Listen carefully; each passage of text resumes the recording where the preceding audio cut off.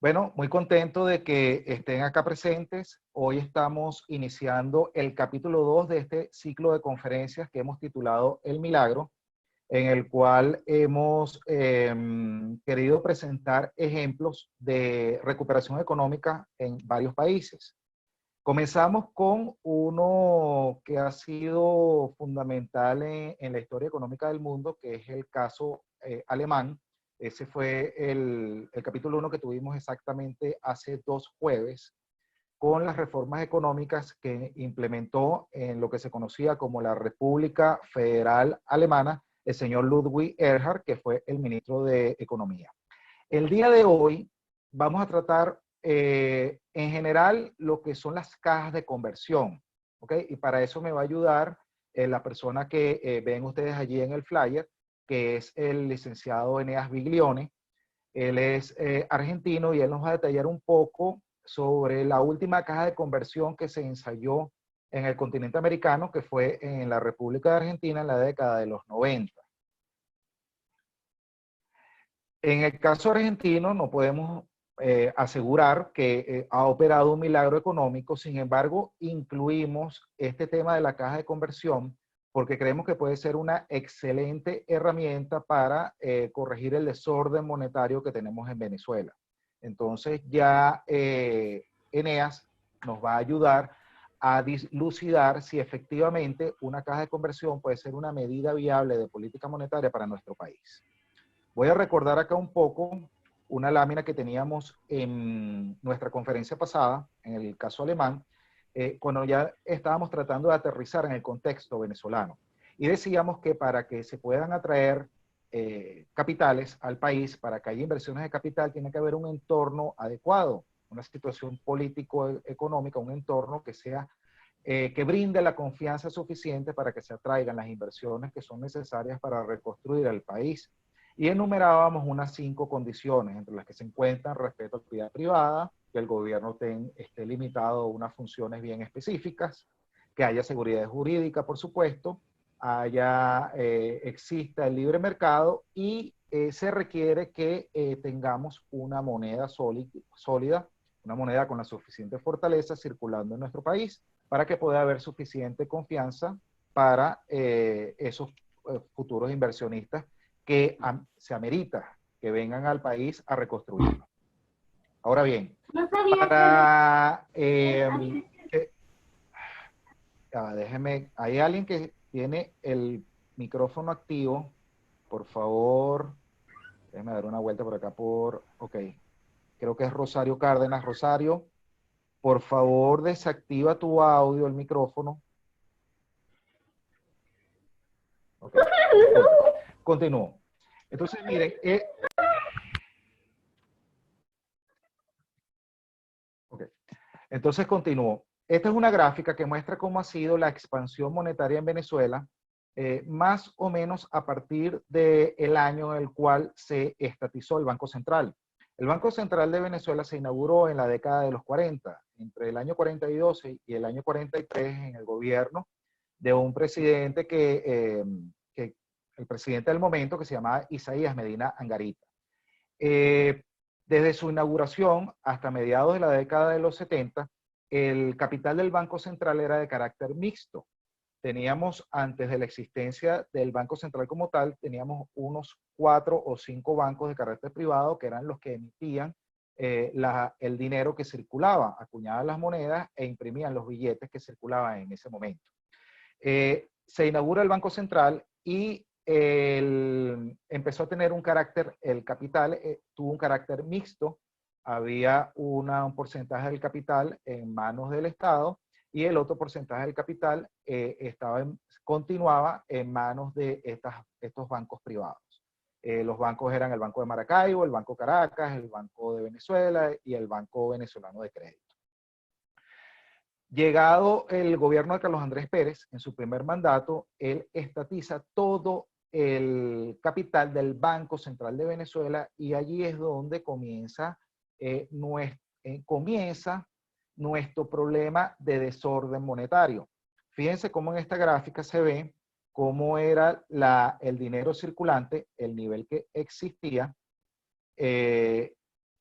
que era más o menos estable hasta el año, aproximadamente el año 72, 73. Y fíjense cómo a su mano derecha de la pantalla ven en millones de dólares la cantidad de dinero circulante. Ahora quiero que veamos el siguiente año. Fíjense cómo ya la escala no podía continuar a 50, sino que se tuvo que aumentar a 200 para que sea visible.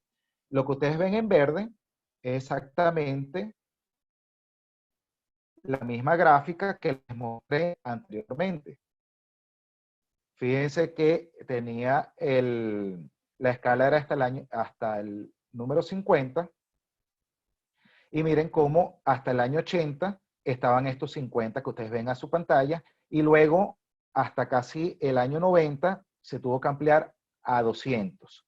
Fíjense los colores que son verde y amarillo, y vean el siguiente gráfico. Allí ven el mismo color verde, el mismo color amarillo, y vean cómo aumentó la escala ya no a 200, sino a 6000. Y la ven allí en color naranjado. Ahora, con el último gráfico, para que veamos la expansión monetaria que hemos tenido en Venezuela, fíjense cómo allí pueden ver en su pantalla el mismo color verde, el mismo color amarillo, el mismo color naranja, y cómo la expansión monetaria se pasó desde 6000 hasta esa cifra que ustedes ven allí de 6 millones. ¿Cómo se ve esto en la práctica? Fíjense, al sol de hoy podemos decir que un dólar norteamericano equivale a 185.000 bolívares soberanos. Es el último nombre que se le ha dado al último cono monetario que circula. Este cono monetario que tenemos ahorita fue objeto de reconversión en el año 2018, hace 2 años atrás, y se le quitaron 5 ceros a la moneda que circulaba en ese momento. En ese momento ese bolívar se llamaba o tenía como nombre, se le empezaba a conocer como Bolívar Fuerte, y hasta hace 2 años estamos hablando de que un dólar equivalía a 18.500 millones de bolívares fuertes. Si a esto le agregamos 3 ceros más, que fueron los que se le quitaron en el año 2018, cuando se hizo el primer proceso de reconversión, estaríamos hablando que, para hacer la equivalencia al sol de hoy, de los bolívares que circulaban antes del 2008, estamos hablando que un dólar de los Estados Unidos de Norteamérica equivale a 18 billones 500 mil millones de bolívares de hace 12 años atrás. Eso es producto, por supuesto, de ese proceso de expansión monetaria que ustedes pudieron haber visto en las gráficas que les mostré anteriormente a estas. Entonces, esto es a manera de introducción, ¿okay? Para que tomemos conciencia de la necesidad imperiosa que requiere Venezuela en cuanto a su política monetaria para componer este desastre, este marasmo en el cual nos vemos envueltos en el sol de hoy. ¿Okay? Tenemos una hiperinflación que hace 2 años llegó a 1.380.000%. Ahora, ¿cuáles son las medidas? Una de ellas puede ser la dolarización. ¿Okay? Adoptar una moneda extranjera como moneda de curso legal en el país, pero en el caso venezolano no hay un consenso con respecto a esto. Economistas de renombre no son favorables al proceso de dolarización, políticos mucho menos, ¿ok? Porque si se dolarizan, si el país se dolariza, ya no podrían tener una política monetaria expansiva ni cubrir déficit fiscal con respecto al gasto. Pero una medida que puede ser viable, que conservaría la moneda local, es esto que ustedes ven en su pantalla, que es lo que se llama una caja de conversión. En el caso argentino, que hoy vamos a analizar a profundidad de la mano de Eneas, es lo que se conoció en su momento como ley de convertibilidad. También esto se conoce como junta monetaria, y en el caso norteamericano esto se conoce como currency board. ¿Cuáles han sido los antecedentes de estas cajas de conversión? La primera se implementó en el año 1849 en la isla de Mauricio. Lo que pasa es que no era una caja de conversión, eran unas medidas de corte heterodoxo, no era una caja de conversión como tal. Hasta el año 1885, donde se configuró la primera caja de conversión como se conoce o como se ha conocido modernamente en las Islas Ceilán.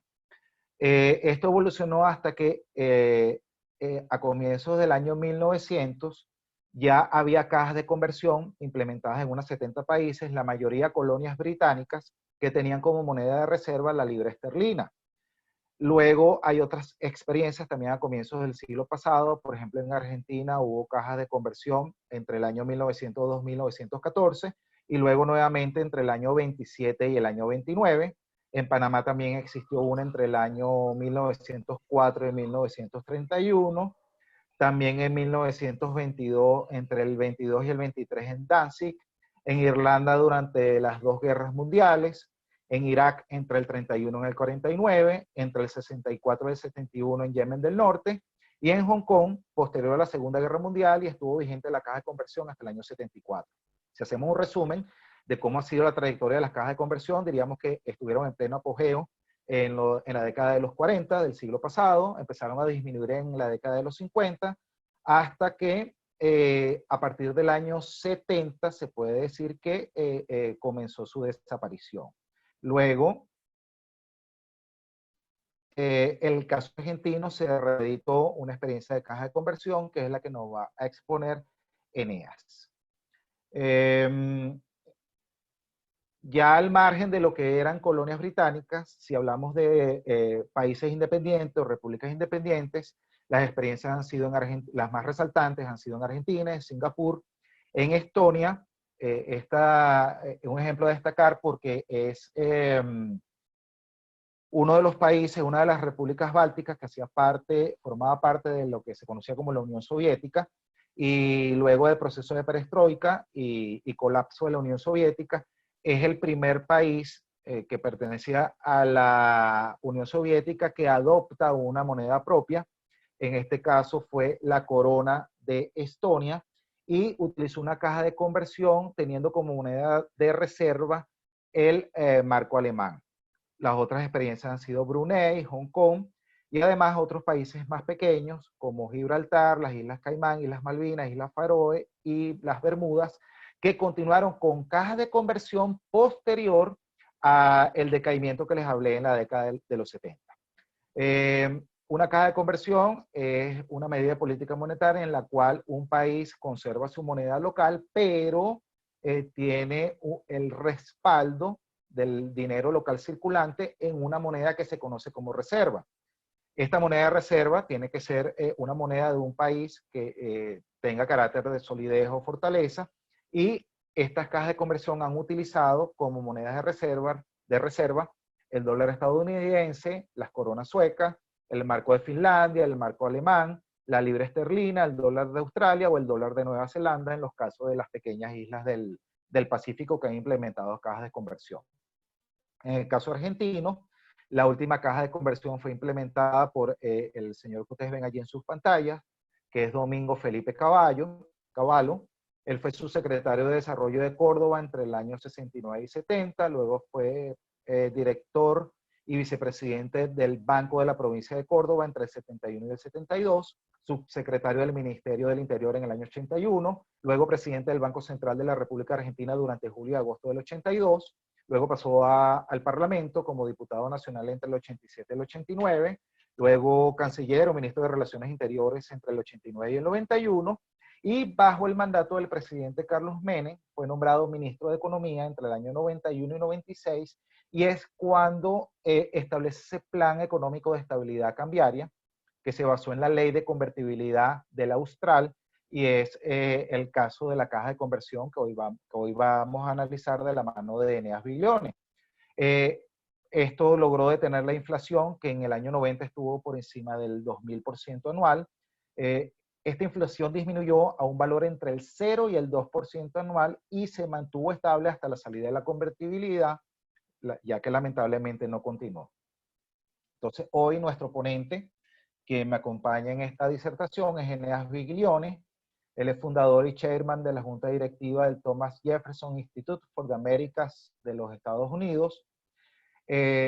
Es vicepresidente y socio fundador de la Fundación Internacional Latinoamérica Libre. Además es profesor de la Escuela de Posgrado de la Universidad Francisco de Marroquín, la UFM de Guatemala.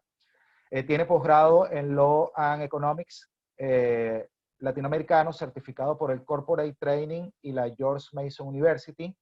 Además tiene un Associate Degree, mención cum laude en estudios internacionales.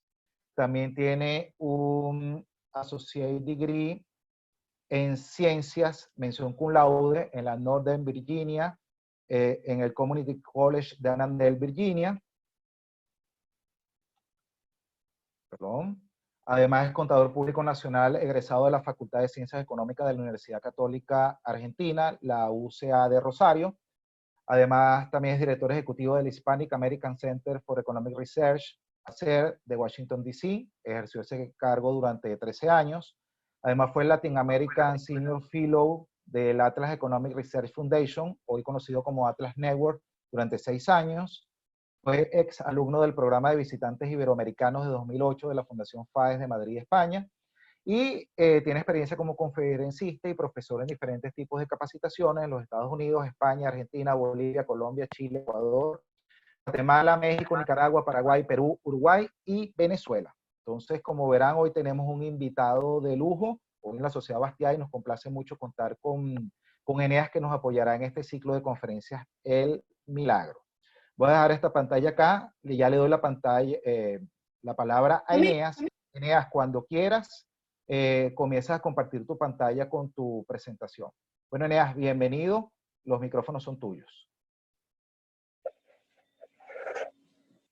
Bueno, muchísimas gracias, Luis. Quiero agradecer particularmente al American Institute for Economic Research, AIER, de los Estados Unidos, a la Sociedad Bastiá de Venezuela, un programa que realmente me parece que hace un trabajo espectacular por educar, digamos, tanto a los jóvenes venezolanos como a los de otros países de América Latina, y muy particularmente a vos, Luis, a quien realmente te quiero mucho como amigo y como colega en esta lucha, digamos, por la libertad en las Américas, ¿no? Que realmente es un momento complejo, y con la crisis que estamos viviendo hoy, debido a la cuarentena, digamos, se va a poner más complejo todavía.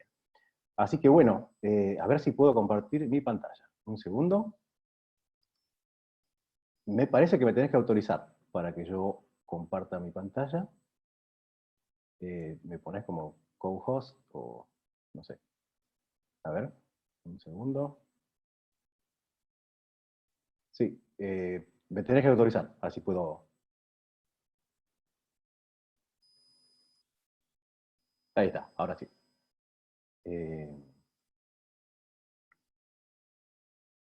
¿Ahí la ven bien? ¿Luis? Sí, ya yo estoy viendo tu pantalla, Eneas. Ah, se ve bien. Ah, perfecto. Listo, quería tener esa certeza. Listo, entonces empezamos.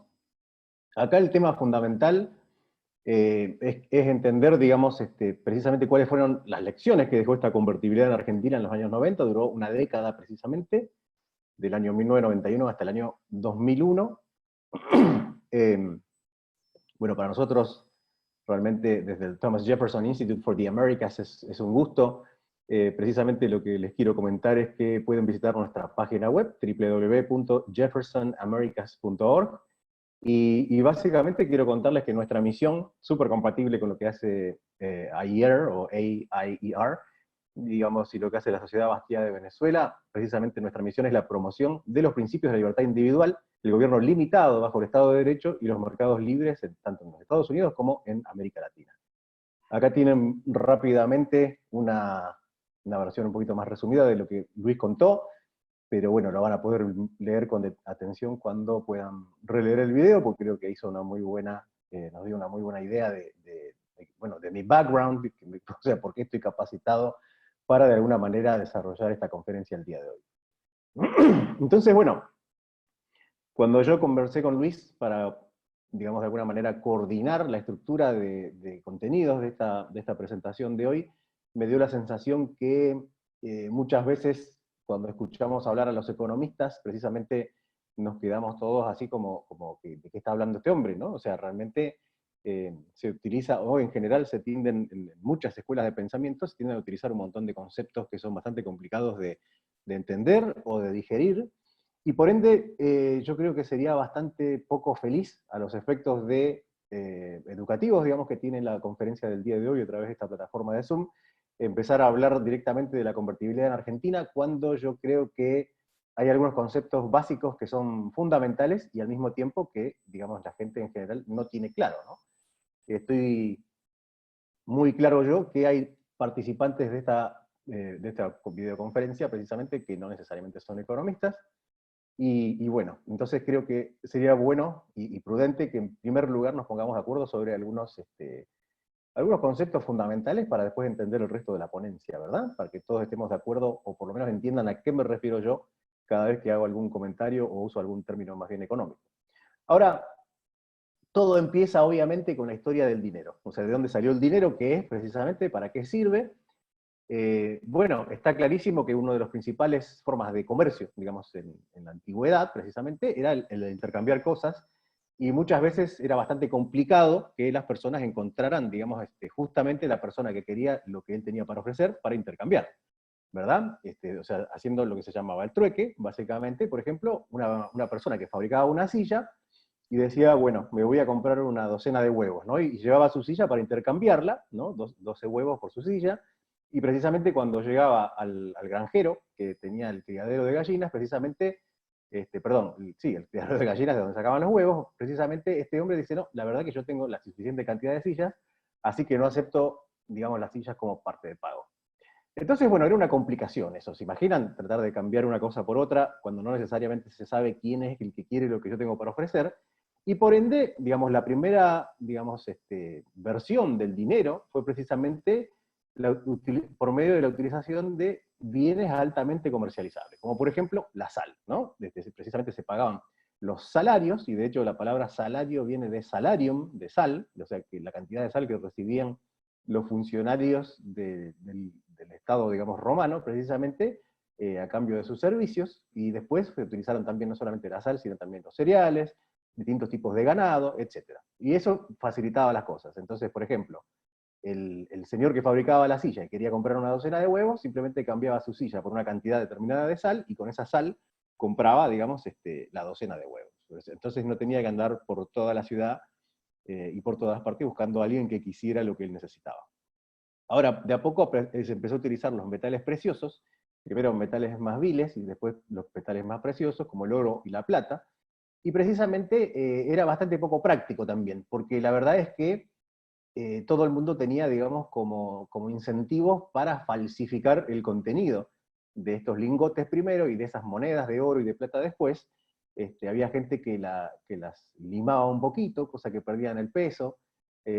Básicamente al comienzo eran lingotes, ¿no? que eran bastante poco feliz saber si esos lingotes pesaban lo que decía la persona que las entregaba en parte de pago. Y entonces, precisamente, supuestamente, para certificar, digamos, que esa moneda de oro tenía el peso correcto, digamos, con el que fue fabricado, y al mismo tiempo la denominación que decía ahí, por ejemplo, una unidad monetaria, digamos, por ejemplo, equivalente a 1 gramo de oro en la moneda, precisamente el gobierno pasó a hacer lo que se llamó la acuñación. Los gobiernos, digamos, en la historia de la humanidad, empiezan a tomar, digamos, el monopolio de la acuñación precisamente para controlar la calidad de las monedas emitidas. Ahora, lamentablemente, hasta ahí, digamos, no existía lo que se llamaba inflación. No había manera posible de que existiera lo que se llamaba la inflación. Ahora, a partir de la utilización de la acuñación gubernamental de moneda, es decir, una moneda que diga una cantidad específica de un lado de un signo monetario y del otro lado, por ejemplo, 5 pesos, y del otro lado la cara de algún prócer, precisamente es que se aparece la inflación en la historia de la humanidad. Esto es fundamental que lo recuerden, ¿verdad? O sea, hasta que no apareció la acuñación y el curso forzoso, que ahora vamos a ver un poquito más adelante qué es el curso forzoso, no había posibilidad que existiera inflación. Ahora, decíamos que los gobiernos tomaron el monopolio de la acuñación. Si por stock monetario, digamos, vamos a entender la totalidad digamos, del material metálico existente, básicamente se podía decir que los gobiernos no podían inventar oro, o sea, no podían ni crear oro de la nada, ni podían crear plata de la nada, que eran los principales metales utilizados en la acuñación de estas monedas, y por ende no había forma de crear inflación. Ahora, si entendemos que precisamente, digamos, estos metales se utilizan a través del curso forzoso y la acuñación, digamos, gubernamental, entonces sí decimos que sí, porque realmente es esta degradación de la moneda la que da origen a la inflación. No se asusten que vamos a mirar rápidamente a qué entendemos los liberales clásicos por inflación y qué entendemos los liberales clásicos, digamos, por el monopolio de la emisión, digamos, y en este caso de la acuñación de moneda. Ahora, históricamente, en la historia de la humanidad, los bancos centrales nacieron precisamente porque había muchos gobiernos alrededor del mundo que tenían déficits fiscales, es decir, que gastaban muchísimo más de lo que recaudaban, y por eso tenían déficits fiscales. Entonces, precisamente, los bancos centrales se puede decir que nacieron para precisamente crear inflación, es decir, para solucionar el problema de los gobiernos para hacer frente a estos déficits fiscales.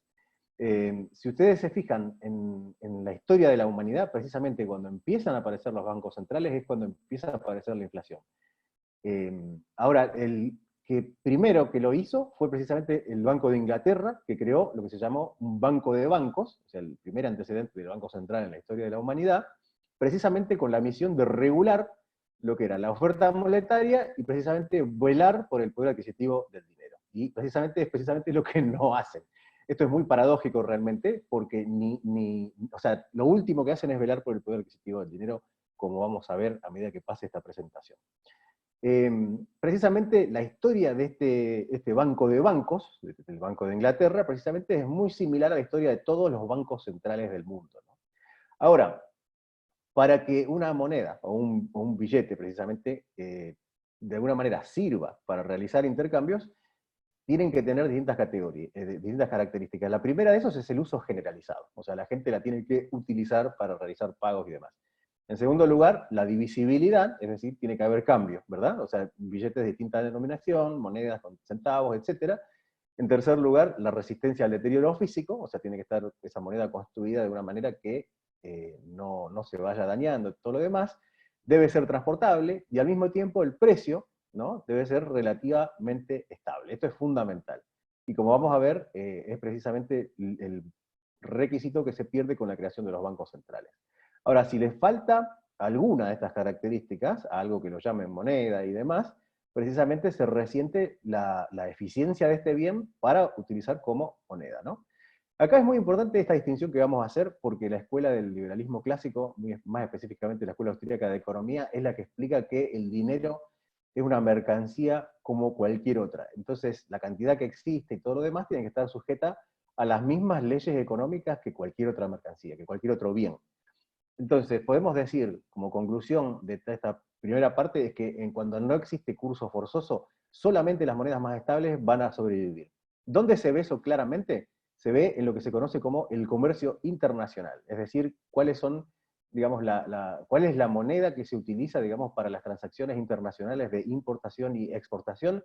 Básicamente es el dólar de los Estados Unidos de América. Precisamente, ¿por qué?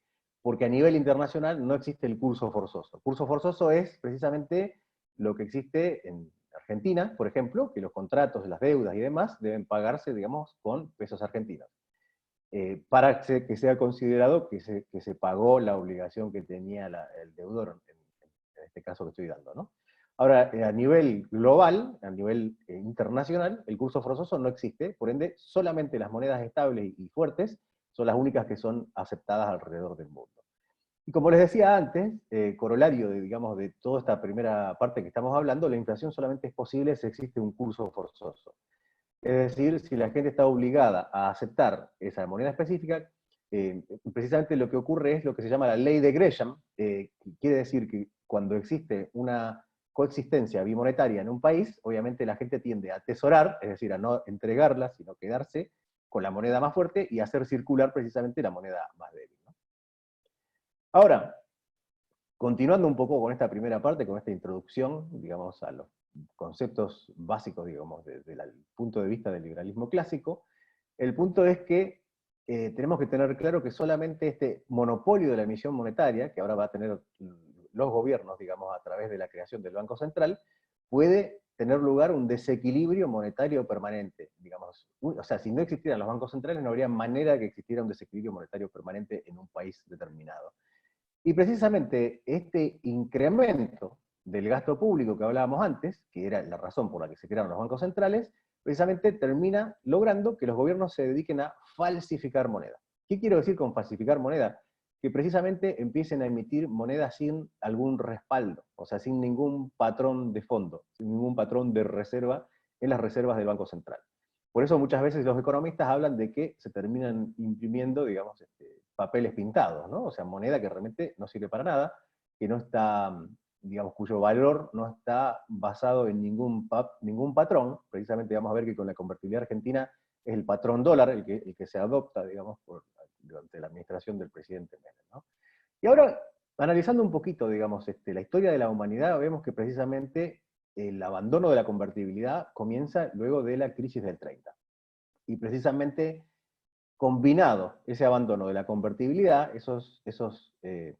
digamos, billetes convertibles, si ustedes miran los billetes que tenían hace muchos años atrás, van a ver que dicen billetes convertibles y demás, abajo, o sea, en la parte donde aparece la denominación nominal del billete, van a encontrar que dice billete de curso convertible y todo lo demás. Bueno, eso desapareció de prácticamente la totalidad de los billetes del mundo, o sea, de la amplia mayoría, no la totalidad, perdón. Y precisamente esa convertibilidad junto con el curso forzoso permitió un ritmo de expansión monetaria precisamente sin precedentes. Entonces acuérdense, luego de la crisis del 30 es que desaparece la convertibilidad de la moneda, y empieza un proceso de expansión monetaria, es decir, emisión monetaria sin respaldo, que no se había visto nunca en la historia de la humanidad.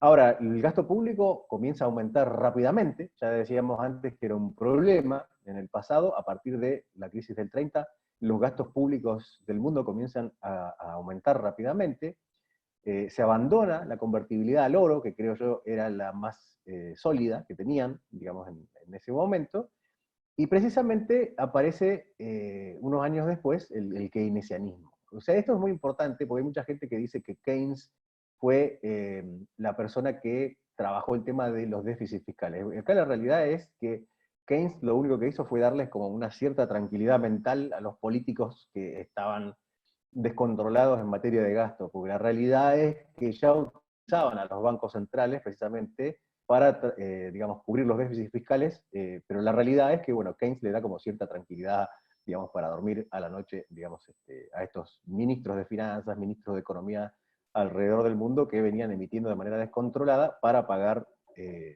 los déficits fiscales.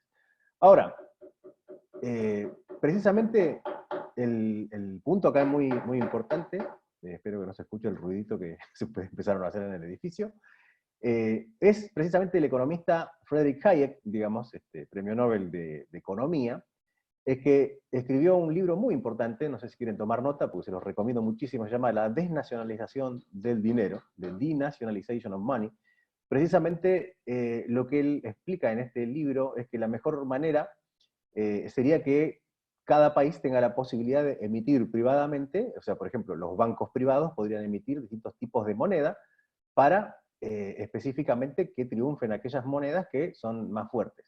Lo que él dice es que aunque hubiese, qué sé yo, unas 15, 20 monedas en principio de esta experiencia económica, lo más probable es que la más estable sea la que termine reemplazando rápidamente a todas las demás, ¿no? Y precisamente Hayek habla, da el ejemplo, digamos, de lo que ocurre con el comercio internacional, que lo veíamos antes, que es precisamente el dólar de los Estados Unidos el que lidera las transacciones internacionales. Ahora, la pregunta es, ¿por qué sigue habiendo países entonces que tienen monedas tan débiles, digamos, tan descontrolada su emisión, ¿no? Y el punto es porque existe precisamente el curso forzoso. Con lo cual, si no existiera el curso forzoso, como dijimos antes, no existiera la inflación en absolutamente ningún país del mundo. Es decir, el gobierno te obliga a pagar tus deudas, digamos, con la moneda nacional. Ahora, lo que nosotros estamos viendo, digamos, hoy en día, y ya hace muchos años que es así, es que los gobiernos tienen incentivos, digamos, que son muy contrarios a los intereses de la gente, ¿no? El interés de los gobernados.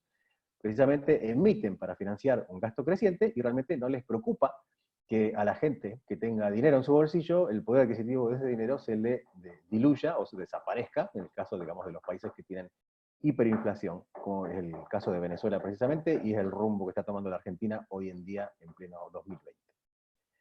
Entonces, ya con esto terminamos la introducción. El punto es que la inflación es básicamente un fenómeno monetario. Muchas veces van a encontrar definiciones muy diferentes de inflación, ¿no? Las escuelas clásicas, tradicionalistas, intervencionistas, digamos, normalmente va a decir que la inflación es el aumento sostenido del nivel de precios, más allá que el liberalismo clásico, digamos, consideramos que es precisamente la emisión de monedas sin respaldo, ¿no? Que el aumento sostenido del nivel de precios en realidad es una consecuencia de la inflación, pero no la descripción de la inflación en sí misma. Ahora, cuando miramos un poco, digamos, la visión de los economistas austríacos, precisamente nos vamos a dar cuenta que el problema principal de que existe inflación en un país es precisamente que se distorsionan los precios relativos, es decir, que se producen cambios en los precios muy distintos a los que hubiesen ocurrido en el mercado dejado en libertad, ¿no? Verdaderamente, lo que quiero decir es que cuando se utilizan, digamos, visiones keynesianas, de aumento, por ejemplo, de la demanda agregada, que es la sumatoria de la demanda de todos los bienes y servicios de un país, precisamente lo que se ocurre es que se distorsionan los precios relativos. Ahora, los precios son indicadores, los precios son portadores de información, ¿no? Entonces, cuando, digamos, sin la intervención gubernamental, con una política monetaria activa, lo que pasaría es que la cantidad óptima de dinero, es decir, la base monetaria, la cantidad de billetes y monedas que tenemos hoy en día en nuestros países, se establecería al igual que cualquier otro bien, como decíamos antes, a través de la oferta y la demanda. Ahora, lo que pasa es que muchas veces cuando el gobierno hace política monetaria activa, es decir, interviene en las economías, precisamente fijan cantidades de dinero muy superiores a las que el mercado hubiese determinado, y precisamente por eso se genera la inflación. Ahora, dijimos que la inflación tiene un problema tremendo, que es que distorsiona los precios relativos. ¿Y por qué es tan preocupante que distorsione los precios relativos? Precisamente por lo que se llama el cálculo económico. Precisamente los empresarios, muchas veces se ha estudiado este tema, los economistas se han puesto a pensar si el rol del empresario es algo, digamos, positivo o negativo, o sea, si los empresarios en su actuar crean equilibrios o crean desequilibrios en el mercado. El punto fundamental, según, digamos, la escuela austríaca, precisamente el liberalismo clásico, es que los empresarios, digamos, en su actuar, lo que hacen es tratar de detectar desequilibrios en el mercado y dirigir, digamos, su accionar a esos sectores precisamente. Lo que tratan de anticipar los empresarios precisamente son los cambios, ¿no? Que al producir desequilibrios van a dar lugar a pérdidas y van a dar lugar a ganancias. Obviamente tratando de evitar las pérdidas y tratando de lograr acumular ganancias, ¿no? De esa manera, el empresario se transforma en un factor equilibrador. Eso es lo más importante que tenemos que recordar. Ahora, ¿qué pasa cuando precisamente los precios relativos están distorsionados? Precisamente es muy difícil para los empresarios en nuestras economías, acordémonos que si bien los empresarios muchas veces están, digamos, vistos o demonizados o vistos mal en las sociedades de muchos de nuestros países latinoamericanos, la realidad es que los empresarios son los que crean puestos de trabajo, la realidad es que los empresarios son los que más impuestos pagan para mantener a los gobiernos, y bueno, el punto es que con precios relativos distorsionados es muy difícil para los empresarios, digamos, encontrar de manera correcta cuáles son los desequilibrios en el mercado. Ahora, ¿qué pasa? ¿Por qué los gobiernos optan normalmente por imprimir monedas sin respaldo? Precisamente porque es mucho más fácil hacer eso que ponerse a, digamos, a aumentar los impuestos, por ejemplo, para financiar desequilibrios fiscales, ¿no? Es decir, déficits fiscales. ¿Puedo buscar el plato? Apaga el micrófono. Gracias, papi. Bueno, ahí estamos, muchas gracias. Ahora, cuando nosotros miramos otra vez la historia de la manipulación de la oferta monetaria, es decir, desde que se crearon los bancos centrales hasta nuestros días, precisamente vemos que hay tres etapas muy claras. La primera es la etapa donde existían solamente las monedas metálicas, ¿no? No había billetes. ¿Por qué? Porque precisamente la imprenta aún no se había inventado.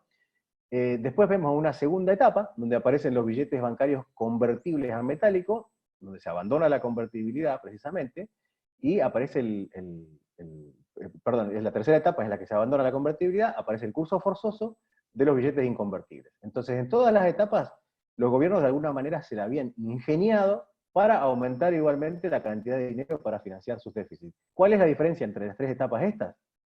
Que lo podían hacer a distinta velocidad. O sea, la velocidad que aunque imprimían o creaban o acuñaban moneda, en las distintas etapas se fue haciendo cada vez más rápida. En la primera etapa, decíamos, en la que solamente había monedas metálicas, precisamente la velocidad de expansión no era rápida, era bastante lenta, ya que, bueno, había que fundir, había que reacuñar nuevas monedas y todo lo demás, era bastante complicado. Pero todavía se podía hacer igual. En segundo lugar, cuando aparecen los billetes bancarios convertibles, precisamente, la etapa crece notablemente debido a que se podían imprimir billetes de manera rápida. Sin embargo, bueno, tenían una limitación, y la limitación era precisamente la convertibilidad, es decir, esa necesidad de tener determinada cantidad de oro, por ejemplo, en sus reservas a la hora de imprimir nuevos billetes. Y finalmente, la tercera etapa, la etapa donde se abandona, digamos, el patrón oro, el patrón dólar, etcétera, y aparece con todo, digamos, el curso forzoso de billetes no convertibles, precisamente a partir de la crisis del 30, como decíamos antes, alrededor del mundo, la emisión pasa a ser completamente irrestricta. O sea, ¿cuál es el límite, digamos, que tienen los gobiernos hoy para emitir y consecuentemente crear inflación y destruir los precios relativos? Bueno, no tienen límite. La realidad es que el único límite que tienen es la cantidad de papel moneda y la cantidad de tinta que tienen disponible, digamos, en la casa de la moneda de cada país. Esa es la realidad. Y eso es una preocupación tremenda, es un tema que ustedes van a entender, digamos, lo van a identificar rápidamente cuando estudiamos ahora la parte que viene de lo que ocurrió en los 90 en Argentina. Entonces la realidad es, y con esto cerramos la introducción, es que el hecho de que existan bancos centrales es un elemento de poder político, y esa es la realidad. Y la realidad es que nuestros gobernantes, en América Latina sobre todo, tienen una tentación tremenda, digamos, de estar imprimiendo nueva moneda, de crear dinero de alguna manera. Y estos bancos centrales, como van a ver durante la presentación del tema de la convertibilidad, son relativamente recientes, o sea, hace menos de 100 años que fueron creados en prácticamente todos nuestros países latinoamericanos. Sin embargo, a partir de su creación, de la creación de los bancos centrales, las monedas empezaron a depreciarse con una velocidad inusitada. Y bueno, y el punto es que, como decíamos antes, y esto es fundamental que lo recuerden, precisamente los bancos centrales se crearon para solucionar el problema que tenían, digamos, los distintos gobiernos de los distintos países del mundo a la hora de pagar déficits fiscales, ¿no? Así que bueno, vamos entonces, ya habiendo establecido, digamos, la teoría económica liberal clásica respecto de la moneda, la política, digamos, monetaria, etc., vamos a estudiar entonces el tema que tanto anunció Luis, que es el tema de Argentina. Esta parte de la presentación, digamos, realmente es importante, porque, digamos, ustedes lo que van a ver es que esto realmente, como decía Luis, no es un milagro. Sinceramente, simplemente fue ponerse a pensar, usar el cerebro, decir, bueno, ¿qué estamos haciendo mal? Arreglarlo. Sinceramente funcionó, como lo vamos a ver en instantes, y después vamos a ver precisamente qué fue lo que falló, es decir, por qué se descontinuó y por qué se demonizó a la convertibilidad en Argentina. Vamos a ver, en primer lugar, que hacia el año 1989 la inflación anual promedio era hiperinflación. Como muchos economistas lo dicen en los medios, había hiperinflación y no había ni siquiera guerra en Argentina. Había hiperinflación precisamente porque se había descontrolado, digamos, la velocidad de emisión de moneda sin respaldo. Es decir, moneda que no tiene ningún patrón de fondo respaldándonos las reservas del Banco Central. Precisamente la inflación anual promedio del año 1989 era de 3.079%, un número desorejadísimo. Lo mismo ocurría más o menos un año después, que había bajado un poquito, pero seguía siendo hiperinflación. Precisamente el año 1990, la inflación anual promedio era de 2.314%. Realmente los números eran gigantes. Vamos a ver precisamente, digamos, que los episodios estos hiperinflacionarios digamos, fueron el corolario de décadas de inflación crónica. O sea, realmente esto no es que esta inflación saltó así de la noche a la mañana, venía creciendo, creciendo, creciendo, creciendo, y que básicamente es precisamente, digamos, la inflación crónica que se da fuertemente luego de la creación del Banco Central de la República Argentina. Eso lo vamos a ver un poquito más adelante. Llega un nuevo gobierno en el año 1991, el nuevo presidente Carlos Saúl Menem estaba listo, digamos, a pensar digamos, soluciones innovadoras para resolver este problema inflacionario, hiperinflacionario que teníamos en Argentina. El Domingo Cavallo, el economista del que hablaba Luis en la introducción al comienzo, precisamente era en ese momento ministro de Relaciones Internacionales, ¿no? Él venía de la Fundación Mediterránea de Córdoba, y básicamente ya había acercado una propuesta que se llamaba Ley de Convertibilidad, un equipo muy, muy interesante de gente trabajando en ese momento, en esta propuesta, pero bueno, la verdad es que mientras Herman González, que era uno de los primeros ministros de Economía de Menem, estuvo en la cartera de Economía, básicamente la propuesta de Cavallo, digamos, no prosperaba, o sea, no lo terminaban de digerir, la verdad. Y bueno, subió nuevamente la inflación, en enero del 1991 sale Herman González de ministro de Economía de la Argentina y asume Domingo Cavallo. Precisamente el 27 de marzo de 1991 se aprueba la ley de convertibilidad, ¿no? Que es el nombre, bueno, viene inspirado precisamente en la convertibilidad que hubo en el año que se empezó a pensar en el año 1880 durante la presidencia de Carlos Pellegrini, y por eso es que el nuevo peso argentino convertible, digamos, tiene la cara de Carlos Pellegrini, lo pueden buscar en Google si quieren. La verdad es que la situación era bastante grave. Yo era obviamente mucho más chico, pero me acuerdo precisamente, le comentaba a Luis, mientras estábamos coordinando un poco los contenidos, que uno iba al supermercado y, por ejemplo, un paquete de galletitas tenía, digamos, 15 a 20 precios distintos, ¿no? Depende cuánto tiempo había estado en góndola. Había cosas que se remarcaban, digamos, 3, 4 veces por día, ¿no? En ese momento no existía el código de barras con el que se escanean los ítems que uno compra en el supermercado, con lo cual venían las cosas con un montón de precios uno arriba del otro, precisamente por la velocidad con que se remarcaba los precios de las cosas, ¿no?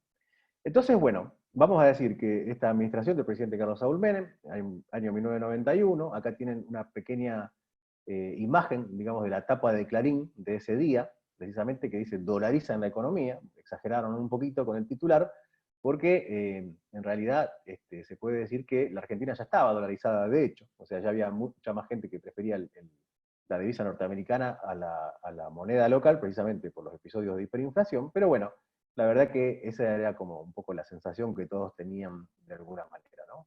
Había habido un pequeño debate al respecto, bueno, la realidad es que triunfó la propuesta del ministro Cavallo.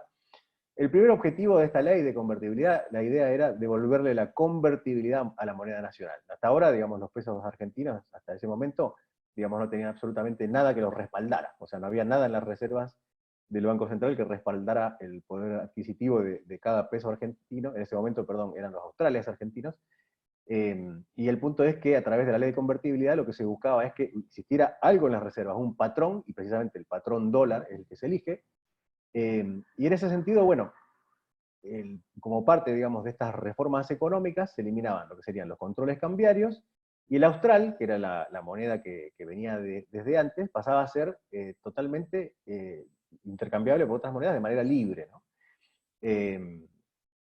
Y el punto es que, fíjense, en el artículo primero de la ley de convertibilidad se establece que el tipo de cambio entre el austral y el dólar de los Estados Unidos básicamente se fijaba en 10.000 australes por dólar, ¿no? Poquito tiempo después, muy poquito tiempo después, se crea el peso argentino, como el que les dije antes, con la cara con el rostro, digamos, de Carlos Pellegrini, y básicamente lo que se intercambian, digamos, en la nueva moneda serían 10.000 australes un peso, con lo cual decíamos que 10.000 australes era un dólar, con lo cual el nuevo peso argentino era exactamente una convertibilidad precisamente 1 a 1. Es decir, un dólar, un peso argentino era exactamente un dólar de los Estados Unidos. Uno mira un poco los distintos artículos de la ley de convertibilidad. Hay una parte que dice las reservas de libre disponibilidad del Banco Central de la República Argentina en oro y divisas extranjeras serán equivalentes a por lo menos el 100% de la base monetaria. Esto es muy importante. Lo que quiere decir es que si había una base monetaria de, supongamos, para decir cualquier número, 10.000 millones de pesos, precisamente había 10.000 millones de dólares respaldando, digamos, el poder adquisitivo de esos 10.000 millones de pesos circulantes en nuestro país. Ahora, ¿cuál era el cambio fundamental? Que el Banco Central quedaba completamente imposibilitado de emitir nuevos pesos argentinos, excepto, digamos, que la cantidad de divisas extranjeras y de oro de las reservas aumentara. Es decir, en términos prácticos, tenía que entrar un nuevo dólar a las reservas del Banco Central para poder emitir un nuevo peso argentino. Esa es la realidad. Y un cambio muy importante, precisamente en el articulado de la ley de convertibilidad, explicaba que a partir de ese momento los contratos en Argentina podían celebrarse tanto en dólares como en pesos, básicamente. Eso es un detalle bastante importante. Cuando estudiamos, digamos, el tema de qué fue esto de la convertibilidad, de dónde lo sacaron, básicamente hay dos autores americanos, Carl Schuller y Steve Hanke, que básicamente lo que proponen es lo que se llama la caja de conversión. Se puede decir que de alguna manera fue casi una caja de conversión lo que se aplicó en la ley de convertibilidad en Argentina, a través de la propuesta del ministro Cavallo y su equipo. Y básicamente, ¿cuáles son las características de esta caja de conversión? Precisamente, la primera característica es la convertibilidad con un tipo de cambio fijo. Acuérdense, el cambio de fijo era que precisamente un dólar, precisamente un peso argentino era igual a un dólar.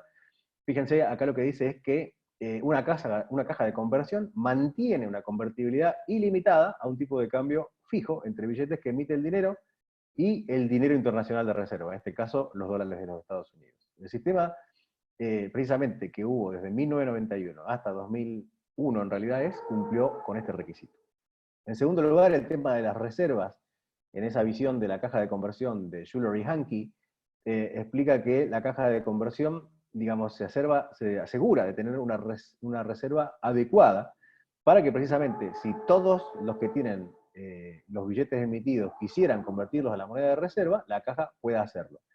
Precisamente la ley de convertibilidad permitía, obviamente nadie lo hacía, pero lo que permitía era que si uno llevaba sus 5.000 pesos argentinos al Banco Central, pudiera salir con 5.000 dólares abajo del brazo, ¿no?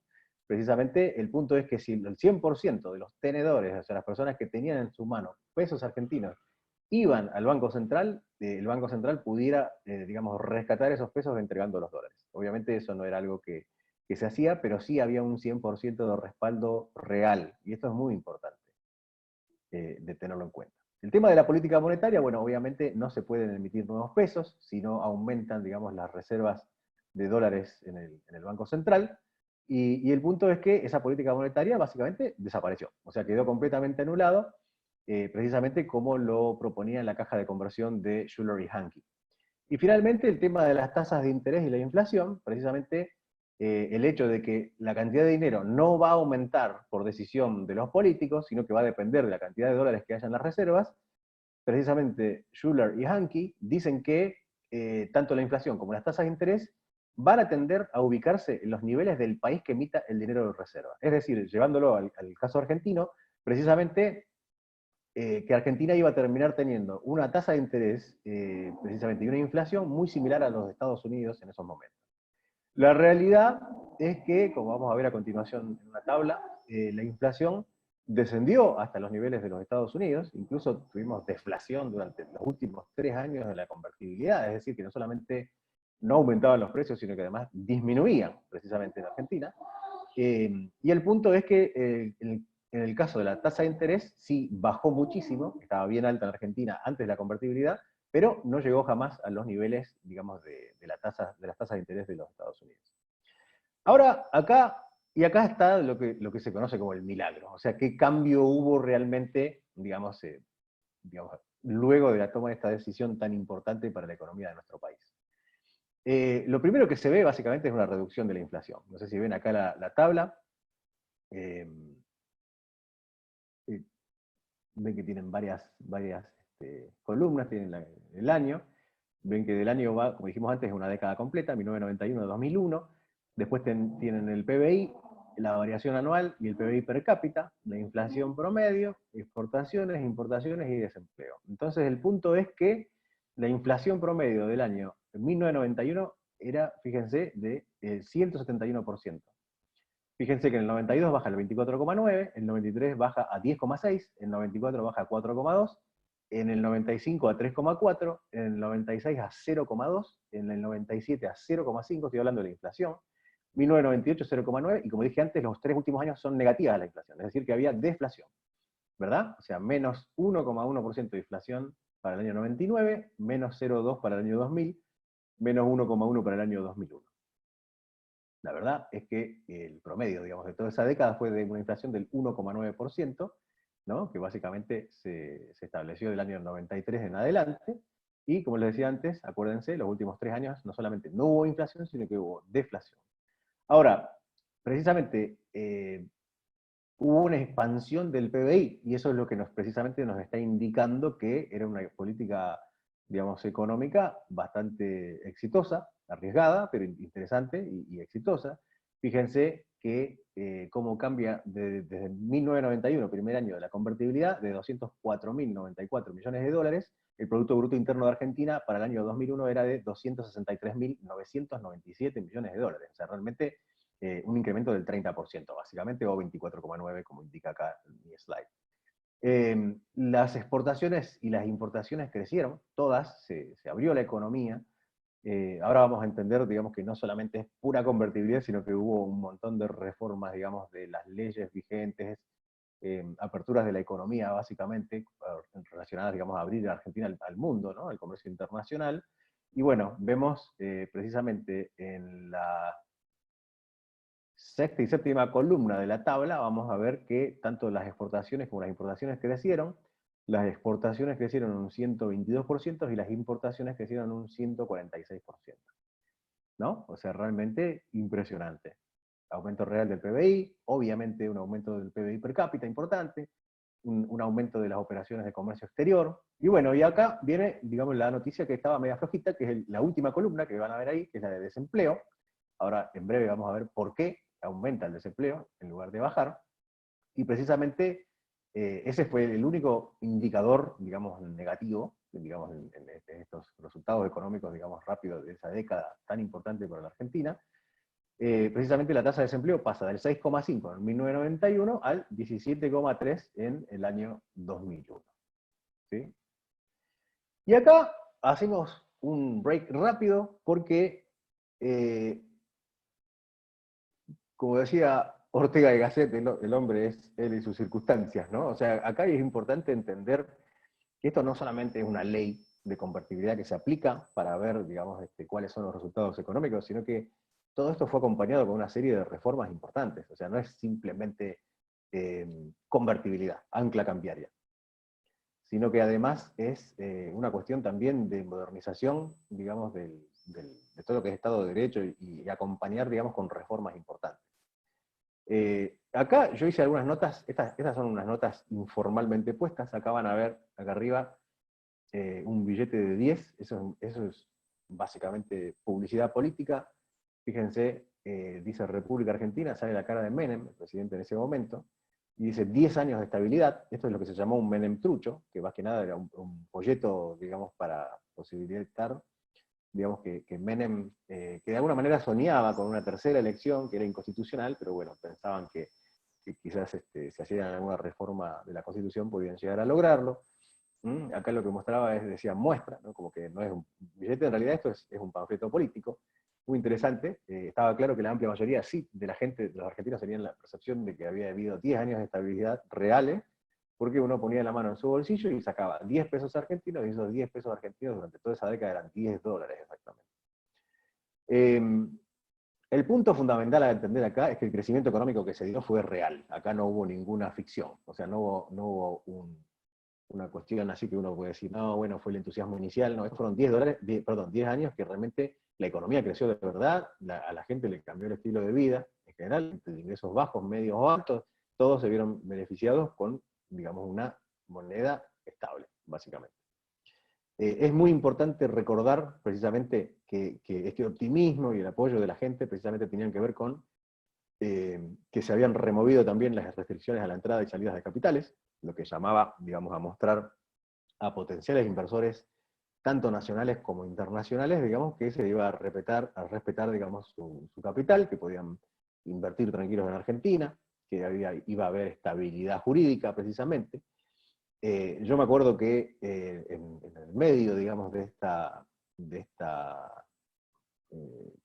toda la algarabía, digamos, de esta década tan importante, digamos, de estabilidad económica de la Argentina, mucha gente se fue de vacaciones de veraneo por primera vez en muchas décadas, ¿no? Yo me acuerdo siempre con muchísima emoción cuando una señora que trabajaba en mi casa, precisamente planchaba, le vino a pedir permiso a mi mamá, digamos, para irse de vacaciones, precisamente, y obviamente mi mamá le dijo que sí, y nos aclaró que era la primera vez en varias décadas, digamos, que no se iba de vacaciones de veraneo en su vida, ¿no? Con lo cual, obviamente, digamos, mucha gente que tenía, digamos, recursos bajos o recursos medios, digamos, se vio muy beneficiada porque en este momento, en esta década tan importante para el país, digamos, meter la mano en el bolsillo, como decíamos antes, era sacar dólares, básicamente.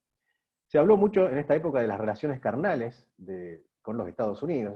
Menem realmente tenía una personalidad muy fuerte. Mucha gente hablaba sobre él. Era interesantísimo en esta época, digamos, como, pese a que algunos lo criticaban y otros le hablaban muy bien de él, Menem siempre respetó la libertad de expresión absoluta en Argentina. Se podían burlar del presidente, podían felicitarlo, podían hablar de su estilo de vida, a veces un poquito exótico, pero realmente el punto es que una de sus grandes habilidades las tuvo como diplomático. Se crearon las relaciones carnales con Estados Unidos, eso de carnales era un poquito despectivo por parte de la prensa en ese momento, pero el punto es que, le guste a quien le guste, digamos, en esa administración de Carlos Menem, se creó lo que se llamó el Visa Waiver con los Estados Unidos, o sea, que los argentinos podían viajar a los Estados Unidos durante 90 días sin tener ningún tipo de visa.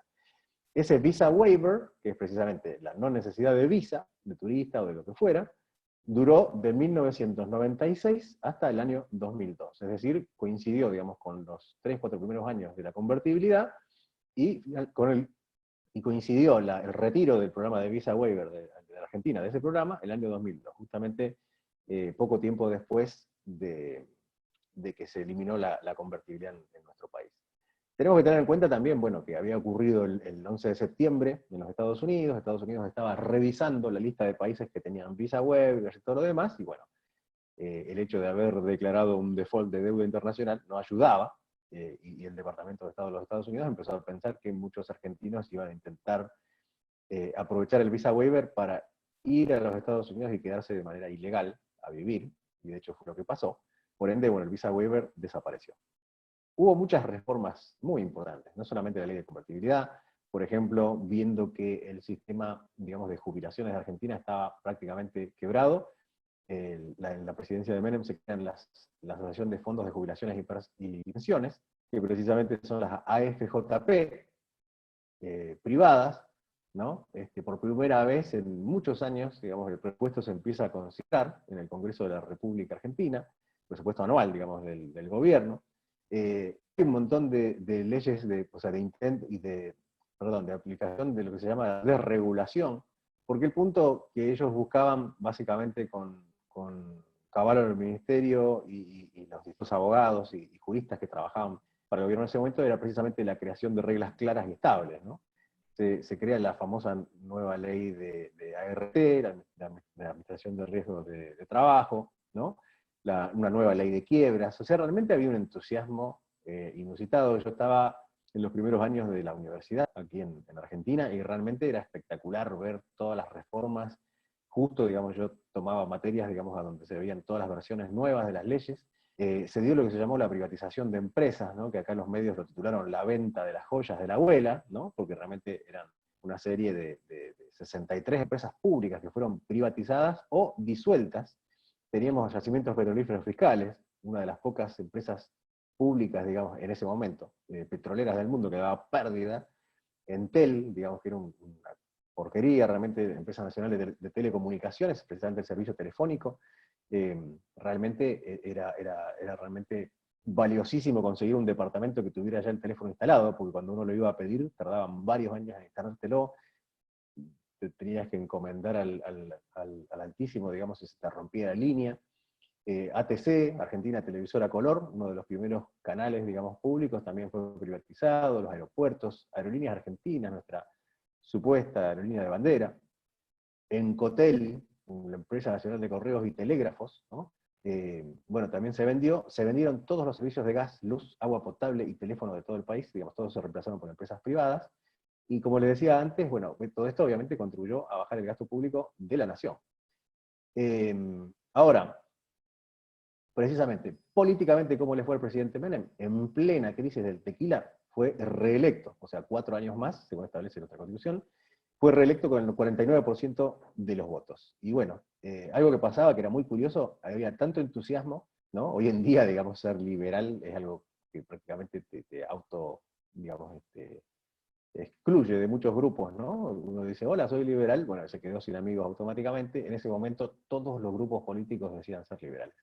Me acuerdo que yo que trabajaba este tema de la libertad económica ya desde esa edad, principalmente se acercaban, por ejemplo, a la juventud peronista, y me decían, quiero que te sumes y que no sé qué, me interesa muchísimo, nosotros somos liberales, y me acuerdo que se acercaba la juventud de la Unión Cívica Radical, que era el partido con el que competían en ese momento, y me decían, quiero que te sumes a nuestro grupo porque nosotros somos los liberales. Bueno, realmente era interesantísimo, ¿no? Es un fenómeno, digamos, porque la convertibilidad obviamente funcionaba, y todo el mundo sabía que funcionaba. De hecho, la convertibilidad era la que ganaba las elecciones, esa es la realidad.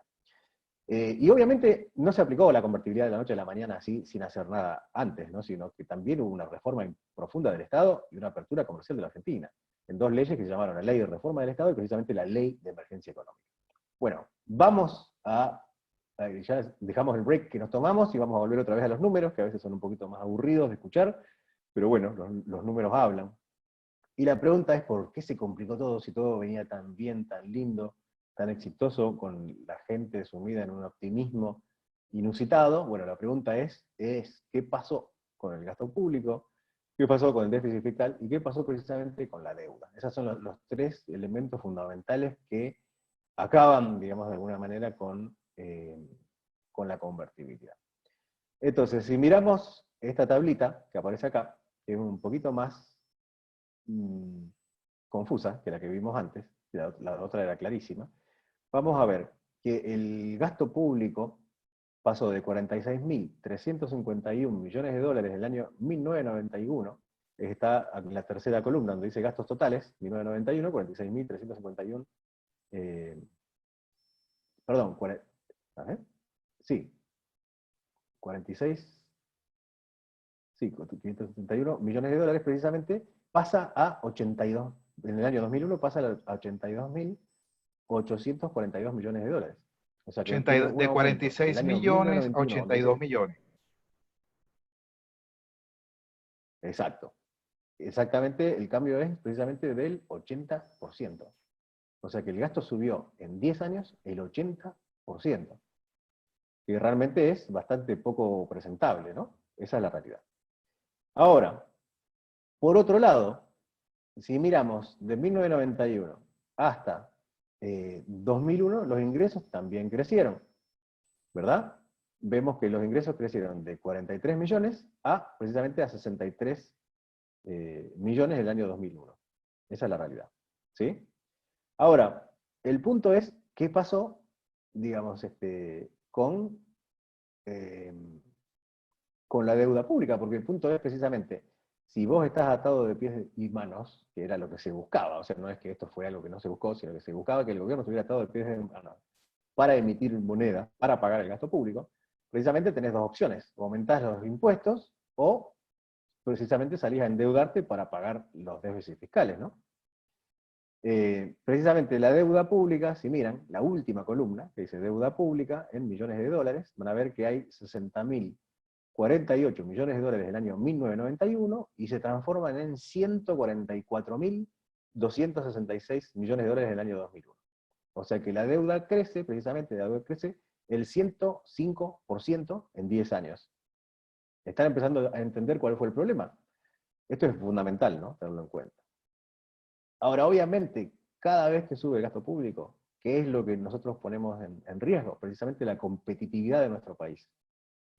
Y por eso es que realmente nos sorprende mucho que la actividad económica se desacelerara desde el año 1997 en adelante. O sea, ¿se acuerdan que venía creciendo, creciendo, creciendo, creciendo? Y hay un momento en que se desacelera. Y precisamente a medida que se desacelera, los ingresos fiscales, que es la segunda columna que vemos ahí, a la derecha de los años, se dan cuenta que venían creciendo súper bien, dejan de crecer a la velocidad que venían creciendo, ¿no? Eso sería obviamente recaudación impositiva. Entonces, vemos que precisamente crece el déficit fiscal, bajan los ingresos tributarios, y la pregunta era cómo cuernos íbamos a hacer frente a la deuda pública, que había aumentado el 105% en exactamente 10 años. Ahora, es muy importante entender las distintas relaciones, digamos, que hay entre las principales variables macro, digamos, de la Argentina en ese momento. Teníamos clarísimo ya, creo que lo dije 1200 veces, que la máquina de imprimir billetes que tenía el gobierno antes de la convertibilidad, precisamente no la tenía más. Ahora el gobierno se pone a gastar de más, y precisamente, como decíamos antes, se puede financiar de dos maneras: aumentando los impuestos o tomando nueva deuda. En el caso de que el gobierno decidiera aumentar los impuestos, precisamente el sector privado sería precisamente el que más sufriría, porque tendría a partir de ese momento, digamos, mayores costos para producir sus productos, precisamente, sus bienes y servicios. Y si tomara la decisión de decir, bueno, no aumentamos los impuestos, porque precisamente es mala idea, ¿qué hacemos? Tomamos más deuda. El punto es que también el sector privado sufre, en este caso, porque endeudarse obviamente se hace más caro y aumentan las tasas de interés. Ese es el punto fundamental. Y acá hay un tema que lo habíamos dicho antes, mientras mirábamos la tabla, que es un tema muy importante, que es el tema de la competitividad del país. Y para analizar la competitividad hay que analizar lo que llama el tipo de cambio real, digamos, de la economía. Precisamente el hecho de que nuestros productos locales ahora son más caros que los de otros países, precisamente se empiezan a importar muchos más bienes del extranjero, ¿no? Y se puede afirmar, sin riesgo de equivocarse, digamos, que Argentina era precisamente menos competitiva. Estamos hablando de porque había aumentado el gasto público. Ahora, se crea un problema con la balanza comercial, y ese problema con la balanza comercial no tenía absolutamente nada que ver con el tipo de cambio, porque la amplia mayoría de la gente ya empieza a demonizar a la convertibilidad y empieza a decir, ah, el problema es la convertibilidad. El problema no tenía nada que ver con la convertibilidad, el problema era precisamente en los niveles ridículos de gasto público a los que estábamos llegando. Y esto es lo más importante de entender. Ahora, el punto es, como decíamos antes, aumentan las importaciones por una cuestión de pérdida de competitividad de la Argentina, y obviamente aumenta el desempleo, porque precisamente se empiezan a demandar más productos, digamos, hechos en Argentina, que por una cuestión de costos dejan de ser, digamos, capaces de competir con, digamos, los competidores extranjeros, básicamente. ¿Sí?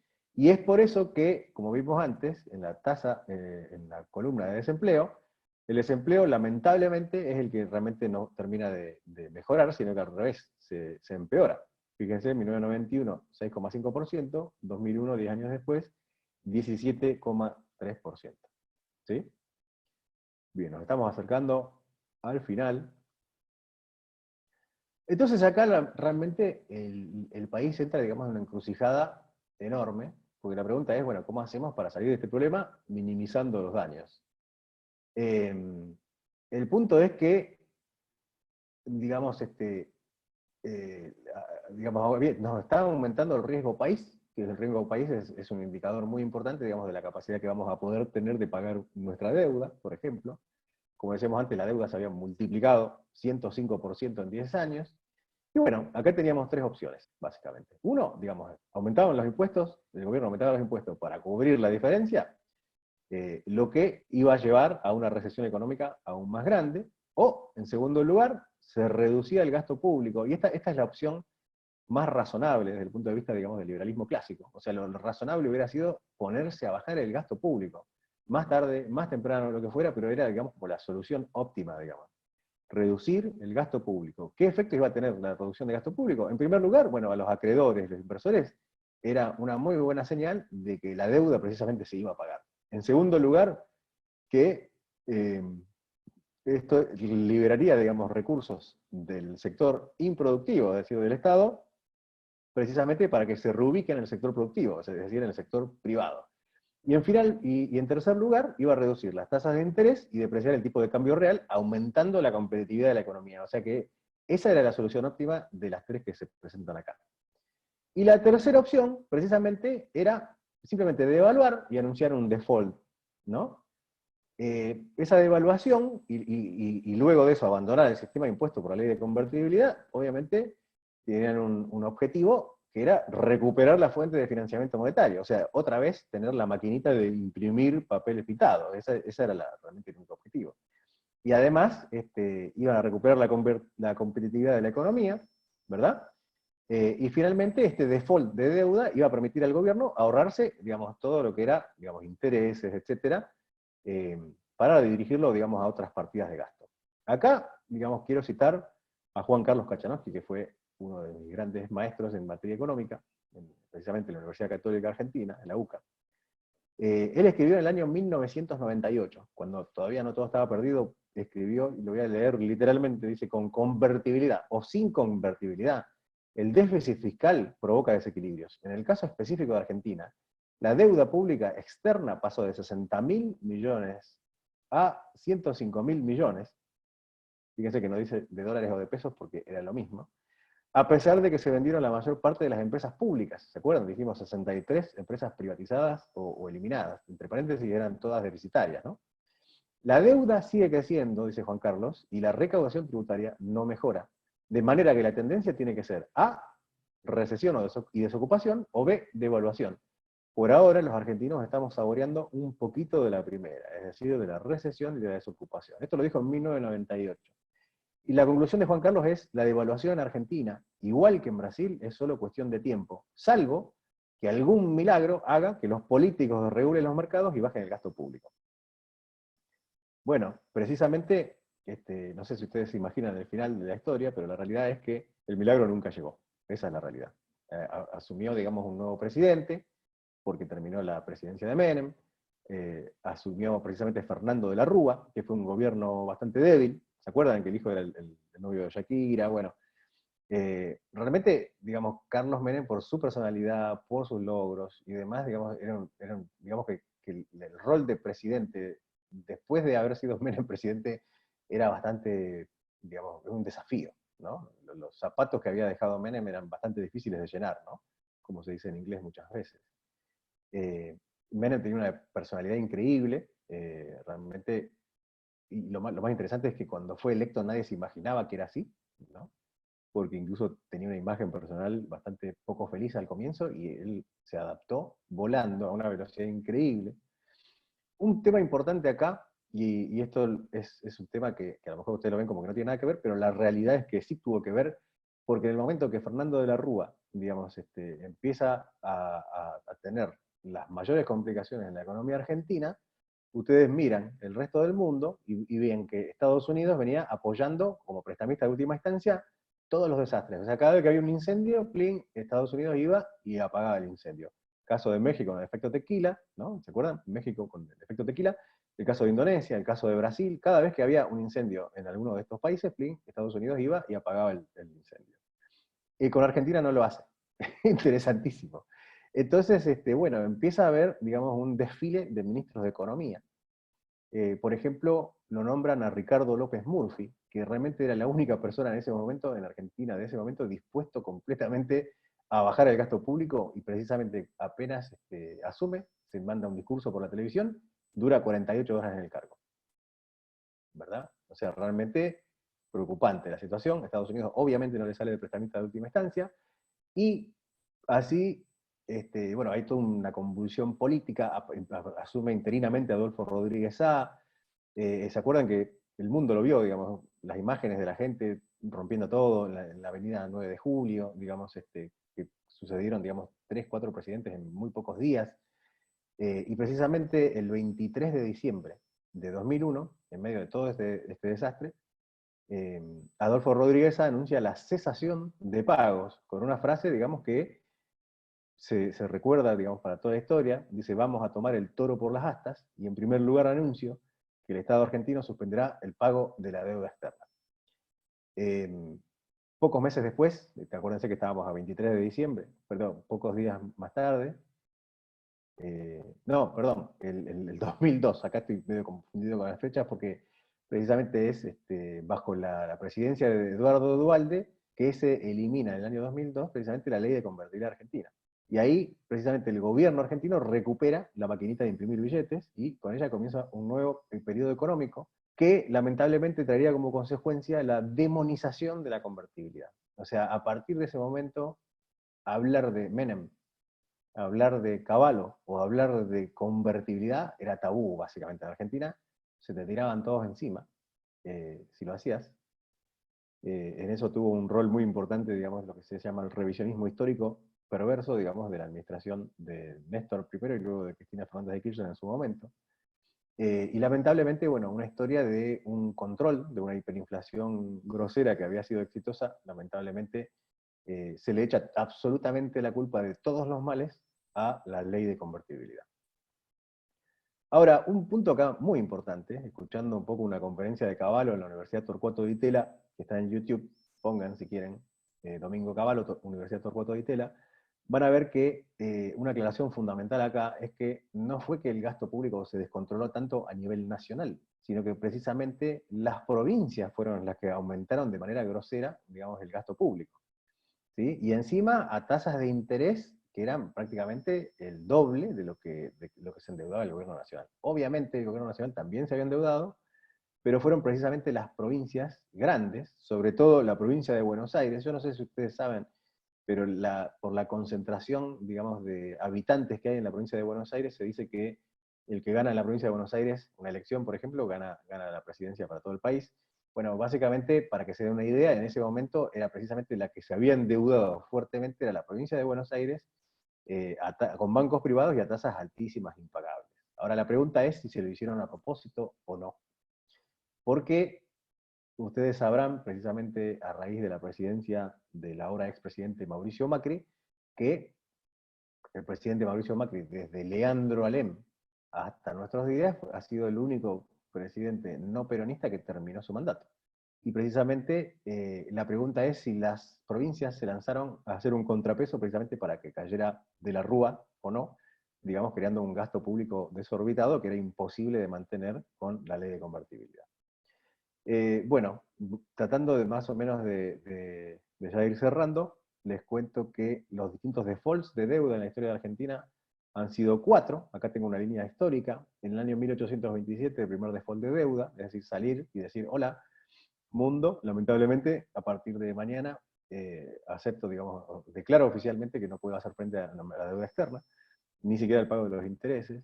Lo mismo ocurrió en el año 1888, lo mismo ocurrió en 1982, y lo mismo ocurrió en el año 2001, como acabamos de ver, empieza en el 2001 y termina en el 2002, digamos, la salida de la convertibilidad. Y acá les puse en el medio la fecha en que se creó el Banco Central, ¿no? El 28 de mayo de 1935, se crea el Banco Central de la República Argentina, bajo la gerencia de Raúl Prebisch, ¿no? Algunos se deben de haber agarrado la cabeza cuando dije ese nombre, economista argentino que estuvo enfrente del Banco Central del año 35 al año 43, el cepalino, ¿no? Del Centro de Estudios para América Latina. En el año 45 se nacionaliza 100% del Banco Central de la República Argentina, hasta ahí era mixto, y a partir del año 45 con Perón, bueno, la historia es otra, ¿no? Si tienen un rato en algún momento, miren el PBI de la Argentina, digamos, en los últimos 100 años, y fíjense qué pasa cuando asume Perón. Para eso podríamos dar un webinar de varias horas, ¿no? Entonces, conclusión final, que yo creo que ya estamos recontra en tiempo, precisamente el problema era, es y va a continuar siendo fiscal hasta que los políticos no dejen de robarnos, no dejen de gobernar para sus bolsillos y empiecen a gobernar para los bolsillos de los gobernados, ¿no? Absolutamente todos los problemas monetarios y cambiarios, digamos, en los distintos países de nuestra América y del mundo, son siempre problemas fiscales. La ley de convertibilidad en Argentina, bueno, fue obviamente un instrumento efectivo, es decir, logró su objetivo para frenar la hiperinflación con resultados súper satisfactorios en este terreno. Tanto en el crecimiento, digamos, tanto así precisamente como que procuró el crecimiento genuino de la economía en su conjunto en Argentina. Sin embargo, lamentablemente, esta disciplina monetaria que impuso la ley de convertibilidad fiscal, la ley de convertibilidad, perdón, no fue acompañado por disciplina fiscal, la disciplina fiscal necesaria. Es decir, por ejemplo, cuando ustedes que me están escuchando, digamos, saben que van a necesitar gastar 300, digamos, se procuran ingresos, digamos, por encima de los 300.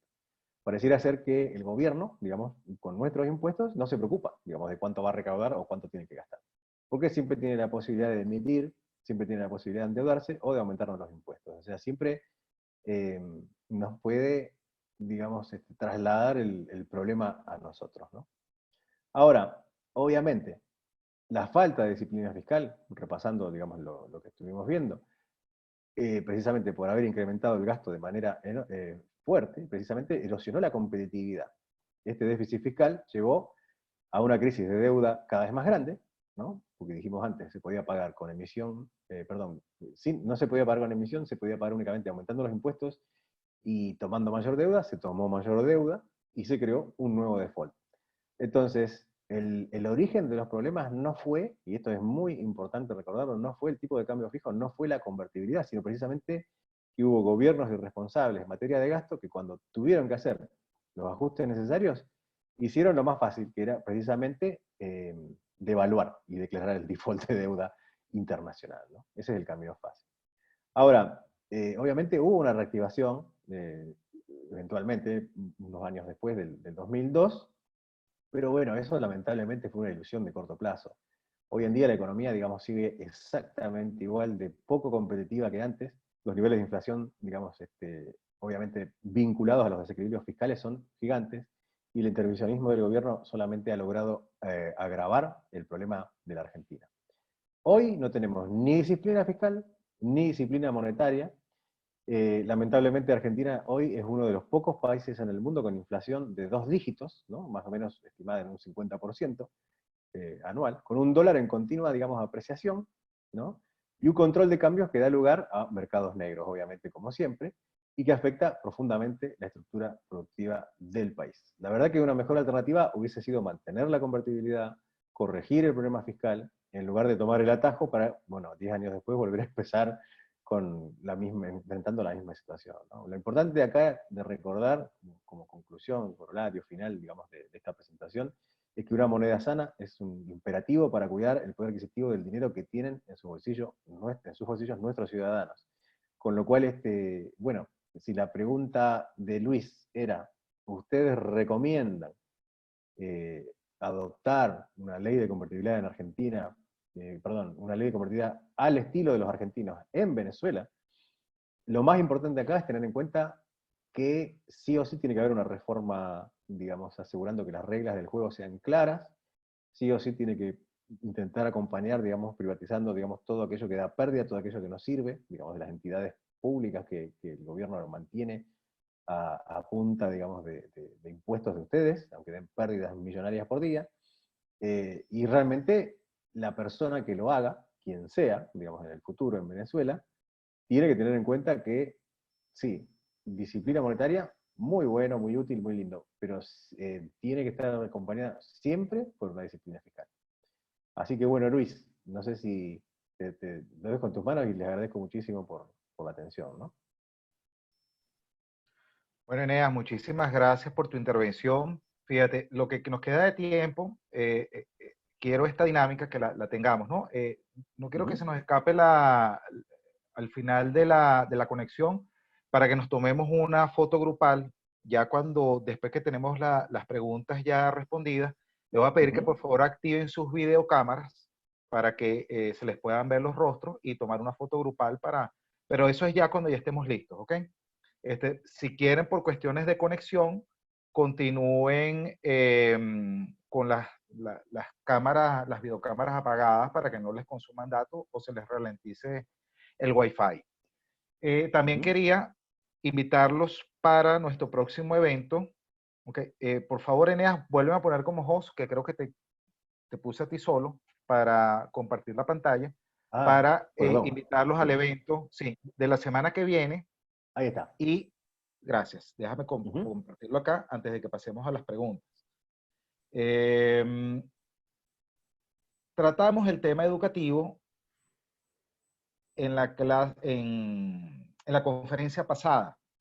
Y vamos a tener para el próximo jueves, a la misma hora, a las 7 de la noche, una ponencia con el doctor Antonio Canova. Lleva por título Una propuesta educativa realista para Venezuela. Va a ser tipo panel.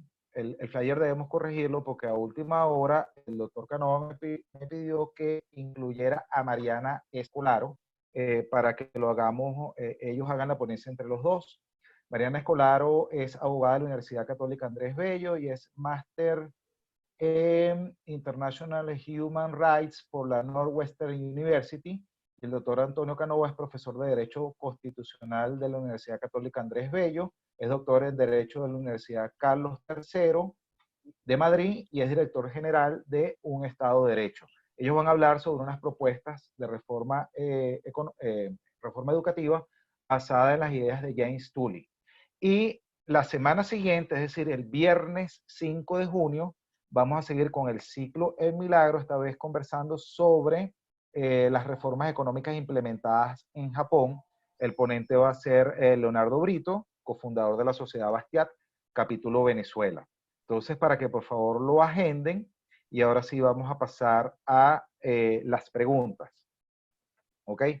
Primero, bueno, fueron una serie de comentarios. Rancés Andrade durante tu presentación habló sobre el problema es la existencia de los bancos. Yo me imagino también que aquí voy a complementar bancos centrales.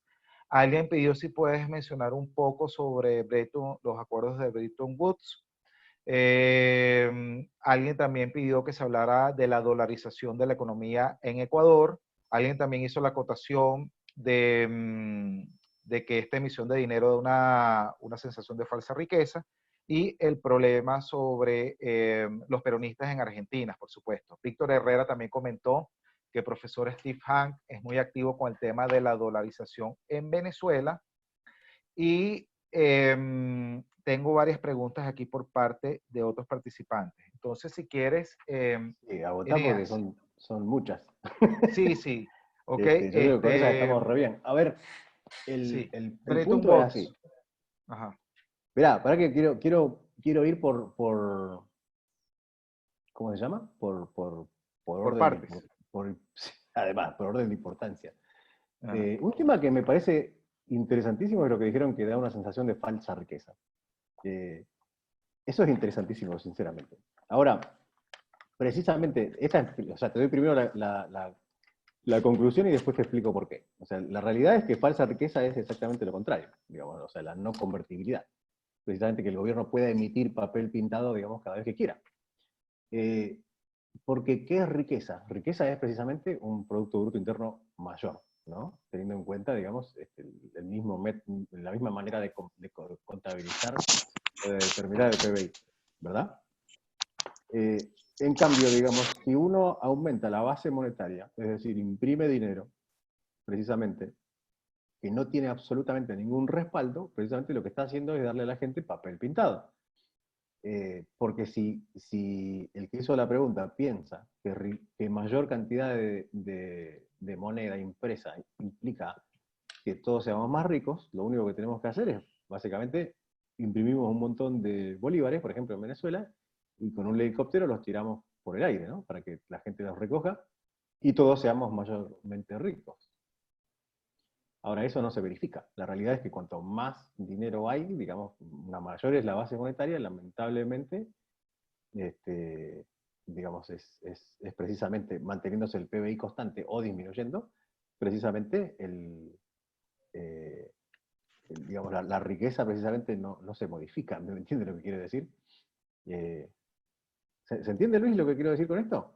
O sea que Sí, la sí, sí. realidad, la realidad es que hay falsa riqueza cuando hay un montón de billetes. Esa es la realidad. Ahora, a lo mejor podemos ir con un ejemplo mucho más doméstico. Digamos, por ejemplo, un joven. Supongamos que no hubiera coronavirus y que la vida fuera como antes.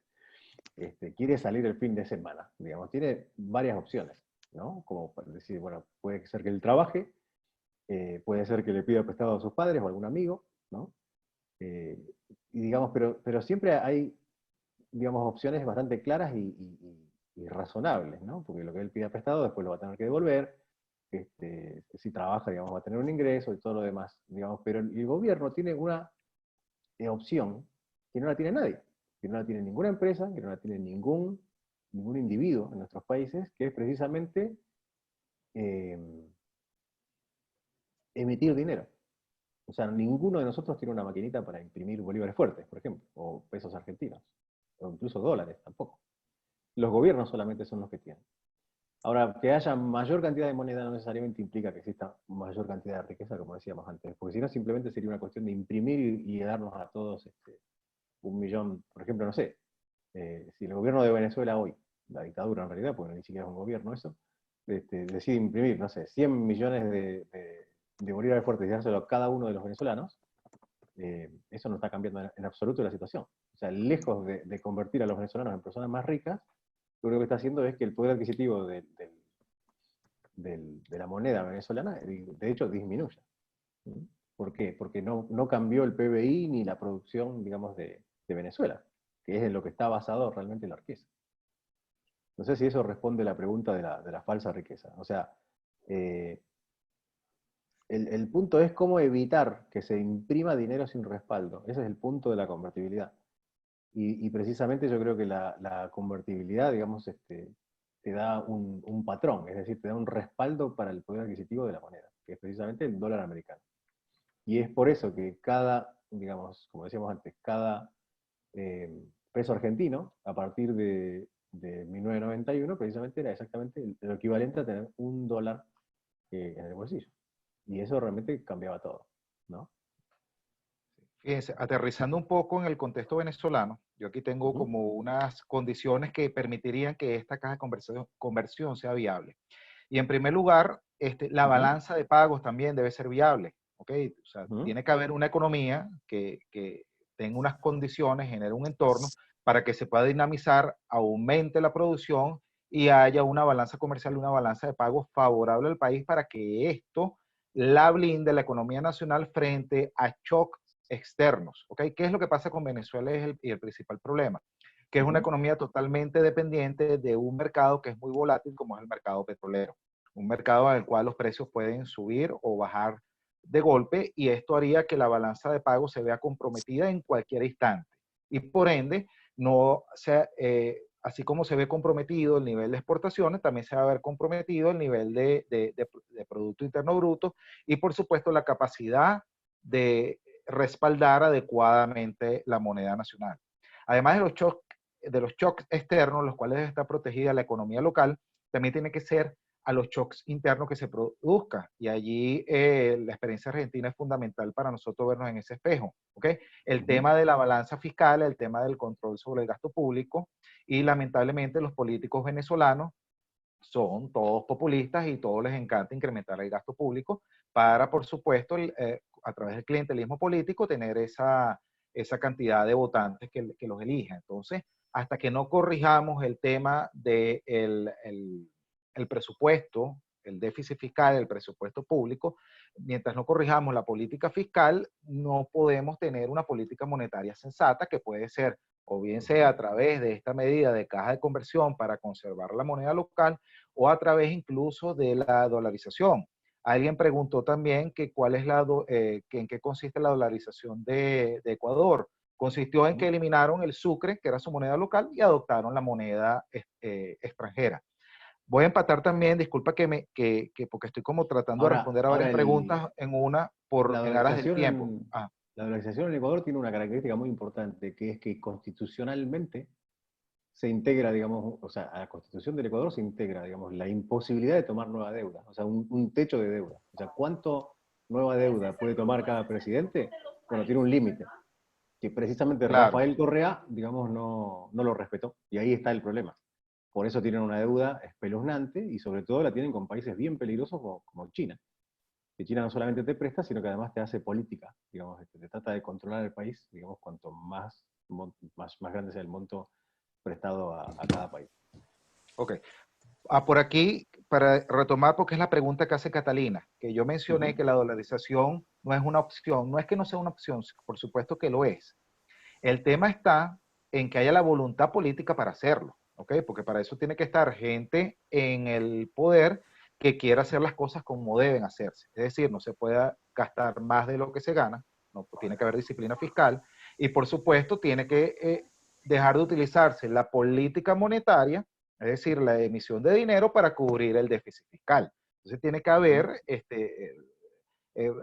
sentido común en la administración del dinero público y para eso se requiere voluntad política para hacerlo. Y es lo que yo veo complicado en Venezuela, pero por supuesto, claro que es una opción, o bien sea la dolarización, o bien sea la caja de conversión. Ahora, ¿qué sucede? ¿Cuál es la diferencia fundamental, Luis? Ajá. Que no se puede desdolarizar. Exactamente, ¿ok? Porque después que dolarizas, ¿Entendés? Esa es la diferencia sí, fundamental. Una vez que dolarizaste, no hay manera de desdolarizar. Porque claro, en ¿quién te cambio va a con la caja de entregar? conversión, ¿Quién te va a claro, entregar todos sus dólares para que te devuelvan otra vez papel pintado, ¿no? Con la figura de tu prócer preferido? o Nadie. sea, tendría que venir un político demasiado populista que los convenza en aras Ni Correa pudo sí, desdolarizar el Ecuador. Y en la un tema tesis de, sí, de en él una idea en la universidad era nacionalista, desdolarizar. ¿Sí? sí, Sí, sí, sí. sí, sí, sí. El tema Ujú, tendría que ser alguien demasiado, no sé, demasiado carismático que en aras de un ideal nacionalista diga que ahora lo ujú, principal va a ser la moneda nacional, pero eso en términos prácticos yo lo veo súper complicado. Ahora, ¿qué ujú, sucede también? Ecuador y El Salvador ambos están dolarizados. En el caso de Ecuador lo hizo con anuencia de la Reserva Federal estadounidense. El Salvador lo hizo al margen. ¿Okay? ¿Qué es ujú. lo que sucede con las economías de ambos países? La economía de El Salvador y la economía de Ecuador, comparada con la de Venezuela, son muy pequeñas. El Salvador, de repente, sin la aprobación de la Reserva Federal, logró hacerlo. ¿Ok? Y por supuesto, ese es un país en el cual hay mucha inversión norteamericana y todas sus exportaciones van dirigidas a los Estados Unidos. ¿Ok? Lo que yo no sé en el caso venezolano es que a la hora de querer decir vamos a dolarizarnos, se pueda contar con el aval de la Reserva Federal estadounidense. Porque puede ser que se cuente con el aval de un gobierno, pero recordemos que en el poder en los Estados Unidos está bien separado. Y una cosa es lo que puede decir quizás un presidente que dé apoyo a la causa venezolana, como es Donald Trump, y otra cosa es lo que digan los 6 bancos que componen la Reserva Federal. Yo no sé Ujú. si eso es viable. Por eso hacernos escenarios contando con algo que es totalmente incierto, como eso de que la Reserva Federal apruebe un proceso de dolarización, no me pareciera como irresponsable o quizás, como decimos muy coloquialmente aquí, soñar con pajaritos preñados. ¿Okay? Porque es algo que no depende de los venezolanos. ¿Okay? Eh, como les mencioné, aparte tiene que haber un nivel adecuado de reservas internacionales para que algo como esto sea viable. ¿Okay? Las reservas internacionales de Venezuela están en un mínimo histórico, aquí disculpa Eneas, porque ya esto es algo del contexto venezolano. Claro, claro. Las reservas están en 5.000 millones de dólares y muchas de ellas no son líquidas. ¿Okay? Hay Ujú, mucho supuestamente de oro que no sabemos ni siquiera qué nivel de oro tenemos, ¿okay? Porque también el manejo aquí es bastante oscuro. Hay un ostracismo que no sabemos qué tan confiables sean realmente esas reservas de oro que se dicen tener. Entonces la parte líquida que tenemos, que es, las reservas internacionales se componen por oro, minerales y joyas preciosas, dólares o euros o monedas extranjeras, divisas, o los derechos de giro del Fondo Monetario Internacional. En el caso venezolano, toda esa suma está en lo mínimo viable, ¿okay? En lo mínimo posible, ¿okay? Entonces, esto es lo que nos hace que estemos metidos en un tema que yo veo bastante complicado, la corrección de medidas, ¿ok? Pero ujú. hay que tener los pies sobre la tierra y hacer las propuestas, ¿ok? Y lo bueno de una caja de conversión es que el encaje legal que se le exige a la banca comercial se eliminaría y por tanto la banca comercial privada pudiese ser más competitiva. ¿Ok? El tema es que también la banca comercial debe ser sólida. Y en el caso de la banca comercial venezolana, si la sumamos completa, eso es inferior, por ejemplo, el contrato de Cristiano Ronaldo en el equipo de fútbol que tiene actualmente en el equipo de fútbol profesional. ¿Ok? O sea, es Ujú. más, la cartera de créditos agrícolas de República Dominicana, para que tengan una idea, es superior a toda la banca venezolana. ¿Ok? Entonces, ¿qué pasa con una caja de conversión? Que ante una quiebra local de un banco comercial, el Banco Central aparece como prestamista de último término, o sea, para hacer un rescate. Si se implementa una caja de conversión, esta posibilidad de que el Banco Central rescate a la banca comercial se anula. Ahora, ¿qué sucede? Si tuviésemos una banca comercial sólida, una banca nacional, sólida, comercial, privada, bueno, Ujú. no tendríamos este inconveniente. El problema es que, como les digo, eh, la banca comercial de Venezuela también está sumamente comprometida. O sea, aquí la destrucción de la economía ha sido total. Entonces, este, lo que estamos hablando acá, lo que hoy conversamos, no se puede considerar como una propuesta acabada porque, oye, requiere todavía mucho análisis, mucha reflexión, muchas variables que tomar en cuenta para decir, mira, se requiere a algo, ¿ok? O sea, decir, mira, ya tenemos la manera de desatar el nudo gordiano, no la tenemos aún, ¿ok? En el capítulo pasado se hizo una aproximación, se habló del tema de las variables políticas, se habló del tema de, de, de muchas reformas que se requieren en términos de separación de poderes, en términos de implementación de federalismo, de implementación de muchas otras cosas, de la mano de las reformas económicas, ¿okay? Porque no podemos analizar en este caso lo económico separado de lo político. Y la idea de todo este ciclo es que vayamos viendo qué es lo que se ha implementado en otros países para que nos sirvan de modelo. ¿Okay? Es básicamente lo que queremos con estas ideas. Por aquí, para cerrar, yo creo que pudiéramos con Ramsés Andrade, que tiene aquí unas preguntas. ¿Okay? ¿Es necesario un economista como Javier Milei para Venezuela? ¿Qué dices tú, Eneas, que él es un compatriota tuyo, Javier Milei? Bueno, precisamente Sí. lo que, un gran amigo además, la verdad que la propuesta de Javier Milei es precisamente la de cerrar el Banco Central. Sí. Si Sí. vos lo Quemarlo, googleás, quemarlo. sí. Dice, lo primero que yo hago es cerrar el Banco Central, y tiene razón. Él dice que él acepta el cargo de presidente del Banco Central con una condición, que le permitan ser el último presidente del Banco Central, porque lo que haría es cerrarlo. Sí. Sí, realmente, bueno, Milei tiene, digamos, tiene un estilo bastante especial, ¿no? Pero sinceramente lo que dice no es ningún error, técnicamente. Por eso yo Correcto. me cansé de repetirles hoy que el problema, digamos, de la inflación comenzó precisamente Sí. con la creación de bancos centrales en la historia de la humanidad. Y Sí. eso es fundamental. Sí. Okay, por aquí Rancés también pregunta algo de Argentina, pero voy a adelantarme para yo cerrar con, dice Rancés también que si las reformas políticas a nivel de constitución y leyes económicas ayudarían a la economía del país, mira, son fundamentales, okay, con esta constitución que tenemos del 99, que es de corte socialista, mira, es imposible, ¿ok?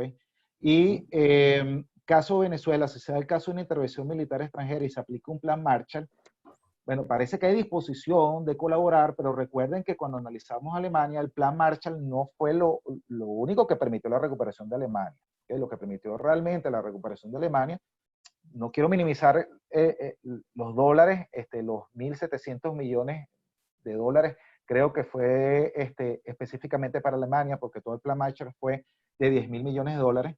No quiero minimizar eso, pero tampoco quiero que se minimice lo que realmente permitió que Alemania llegara al nivel que está hoy en día, sosteniendo la Comunidad Europea, ¿okay? Y la estabilidad del euro, que son las reformas liberales de Erhard. ¿Okay? ¿Es viable una caja de conversión? Bueno, lo que les mencioné, ¿ok? Protección contra los choques externos, de corrección del déficit fiscal, solidez de una banca comercial, ¿ok? Pues son muchas cosas, o sea, ¿ok? Y ¿por qué a Mauricio Macri, esta sí es para ti, Eneas, no le resultó su plan económico? ¿Qué opinas tú? Bueno, la realidad es que Mauricio Macri ganó con un plan económico que no era demasiado ambicioso ni demasiado claro. Esa es la realidad. Y además fue más bien voto castigo, digamos, lo que él capitalizó para llegar a la presidencia. La gente estaba disgustada, digamos, con el nivel de corrupción sin precedentes y la destrucción institucional de nuestro país, tanto de Néstor como de Cristina, que fue impresentable lo que hicieron. Y bueno, la realidad es que ganó Macri, que tenía una propuesta diferente, no logró domesticar el gasto público, ese, como siempre. O sea, otra vez, digamos, nadie logra domesticar el gasto público. Como les dije en la presentación, cuando eligieron al tipo que estaba listo para destruir el gasto público, digamos, el déficit, precisamente que era Ricardo López Murphy, duró 48 horas. Salió en televisión, hizo el anuncio y lo echaron. Dijo hay que bajar esto en las provincias, en la nación, todo. Explicó exactamente cómo hacíamos para recuperar un equilibrio fiscal. Al otro día le dijeron, bueno, le agradecemos muchísimo, suerte. Y eso fue en la época de la Rúa, lamentablemente. Algo que no les comenté en la presentación es que lo volvieron a llamar a Cavallo, pero ya era tarde. Ya el desastre ya era grande. Mira, Cuando Pedro, volvieron a llamar a Cavallo, realmente ya no había manera de arreglar la situación. Sí. Claro. Pedro por aquí pregunta que cómo consigue la presentación del tema educativo. No es que la presentación del tema educativo todavía no ha sido, Pedro, es nuestro evento del jueves de la semana que viene. ¿Ok? Entonces la invitación es para el jueves de la semana que viene a las 7 de la noche para hablar de una reforma educativa viable o realista para Venezuela, de la mano del doctor Antonio Canova y Mariana Escolaro. ¿Ok? Va a ser tipo panel. ¿Ok? Eh, Aquí en el 2003 el control de cambio se impone con reservas internacionales de 10.000 millones. Aquí está hablando del caso venezolano. Sí, en el caso del 2003, ese fue el año del paro petrolero, que por supuesto suspendió las exportaciones de petróleo. Y la excusa del gobierno chavista o de Hugo Chávez fue imponer el control de cambio para evitar que las reservas internacionales se siguieran viendo comprometidas. Los controles de cambio han implementado en Venezuela también antes. El último que yo recuerdo fue en el 94 con el gobierno de Caldera y fue una medida transitoria. Aquí en el año 2002-2003 se dijo que iba a ser una medida transitoria y duró prácticamente hasta hace 2 años atrás cuando se levantó. Ok, Víctor Herrera dice que el gradualismo no funciona, Pedro Rubén dice un modelo keynesiano, supongo que es lo que priva normalmente en Venezuela, en Argentina. Okay, por lo general, estas ideas keynesianas son las que Sí, funcionan. de hecho, el primer ministro de Economía de Macri era Prat Guy, que era keynesiano, y ahí que era lo primero que había que sacar. Y cuando lo sacaron, las cosas empezaron a agarrar onda. Sí. Sí, sí. Adelizabeth recomienda o dice que a Venezuela le urge un economista como Javier Milei. Ok. En el presupuesto argentino hay una partida de filtraciones del 5% de PIB. No sé qué se refiere a filtraciones. ¿Qué es eso, Eneas? ¿Una partida de filtraciones? Eso lo dijo Milei hace poco, que es la plata que se pierde, digamos, o sea, robo, corrupción que está puesta en el presupuesto como un ítem, créase o no. Sí, sí, sí. Ok. Y Pedro dice, una recomendación que nos tiene, que hablemos que en la presentación del próximo jueves del tema educativo se considere el porcentaje de gasto en el PIB y qué efecto tuvo en los países. Mira, el problema de Venezuela es que tampoco se puede hablar de qué porcentaje de gasto del PIB se va a destinar para tal cosa. Pues recuerden que Venezuela está quebrada. ¿Okay? Eso es lo principal, ¿ok? Porque, a ver, aquí hay que gastar en todo y ponerse de acuerdo en ver, o sea, yo dije en la conferencia pasada que Venezuela tiene que repensar muchas cosas.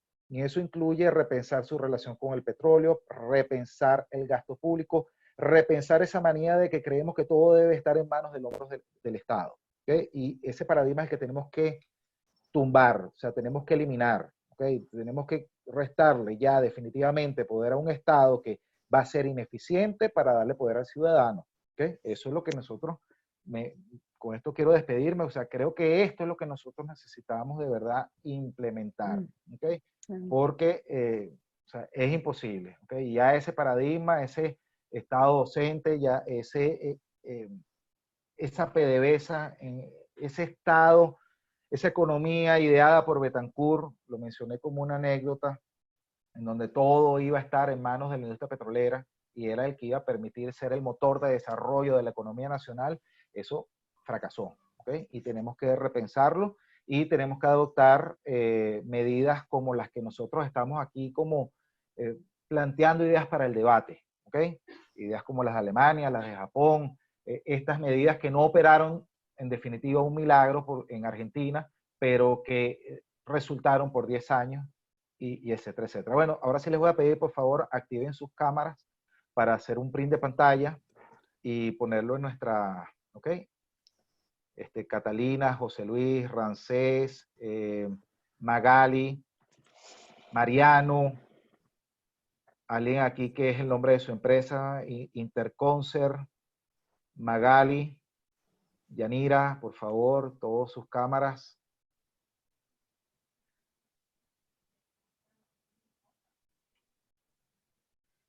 Solamente 3 para poderles ya despedir. Magali, José Luis, ok, y NC Interconcert, por favor. José Luis, la cámara, Magali, disculpen. Bueno, vamos a tomarla así. Ok, ya gracias Magali. Ok, José Luis, nada más quedan 2 cámaras por activar, si no, bueno, vamos a tomar la foto así. Entonces, viendo la cámara. Bueno, muchísimas gracias. Entonces, por favor recuerden, el jueves a las 7 de la noche el tema educativo y la siguiente semana, el viernes 5 de junio, el tema en el ciclo de milagro con las reformas económicas en Japón. Y Eneas, bueno, muchísimas gracias Eneas por tu tiempo, por tu disposición, por compartir tus conocimientos con esta audiencia de venezolanos que, bueno, que necesitamos de todo el que nos pueda asesorar y apoyar para ver cómo corregimos todo esto. ¿Ok? Eneas, millón de Claro que sí, gracias. Luis. Muchas gracias a vos, un gran abrazo, y bueno, sigan trabajando en esto que realmente es espectacular y es muy importante para el futuro de nuestra América, ¿verdad? Un gran abrazo, ¿eh? Sí, Un gran abrazo. totalmente, totalmente. No, no es una cuestión regional o local, sino que se requiere una iniciativa de cambio regional, ¿ok? Del continente completo. Exactamente. Sí, ¿Ok? sí, sí. Bueno, amigos, buenas noches y muchas gracias por estar presente. Hasta la semana que viene. No. Ahí.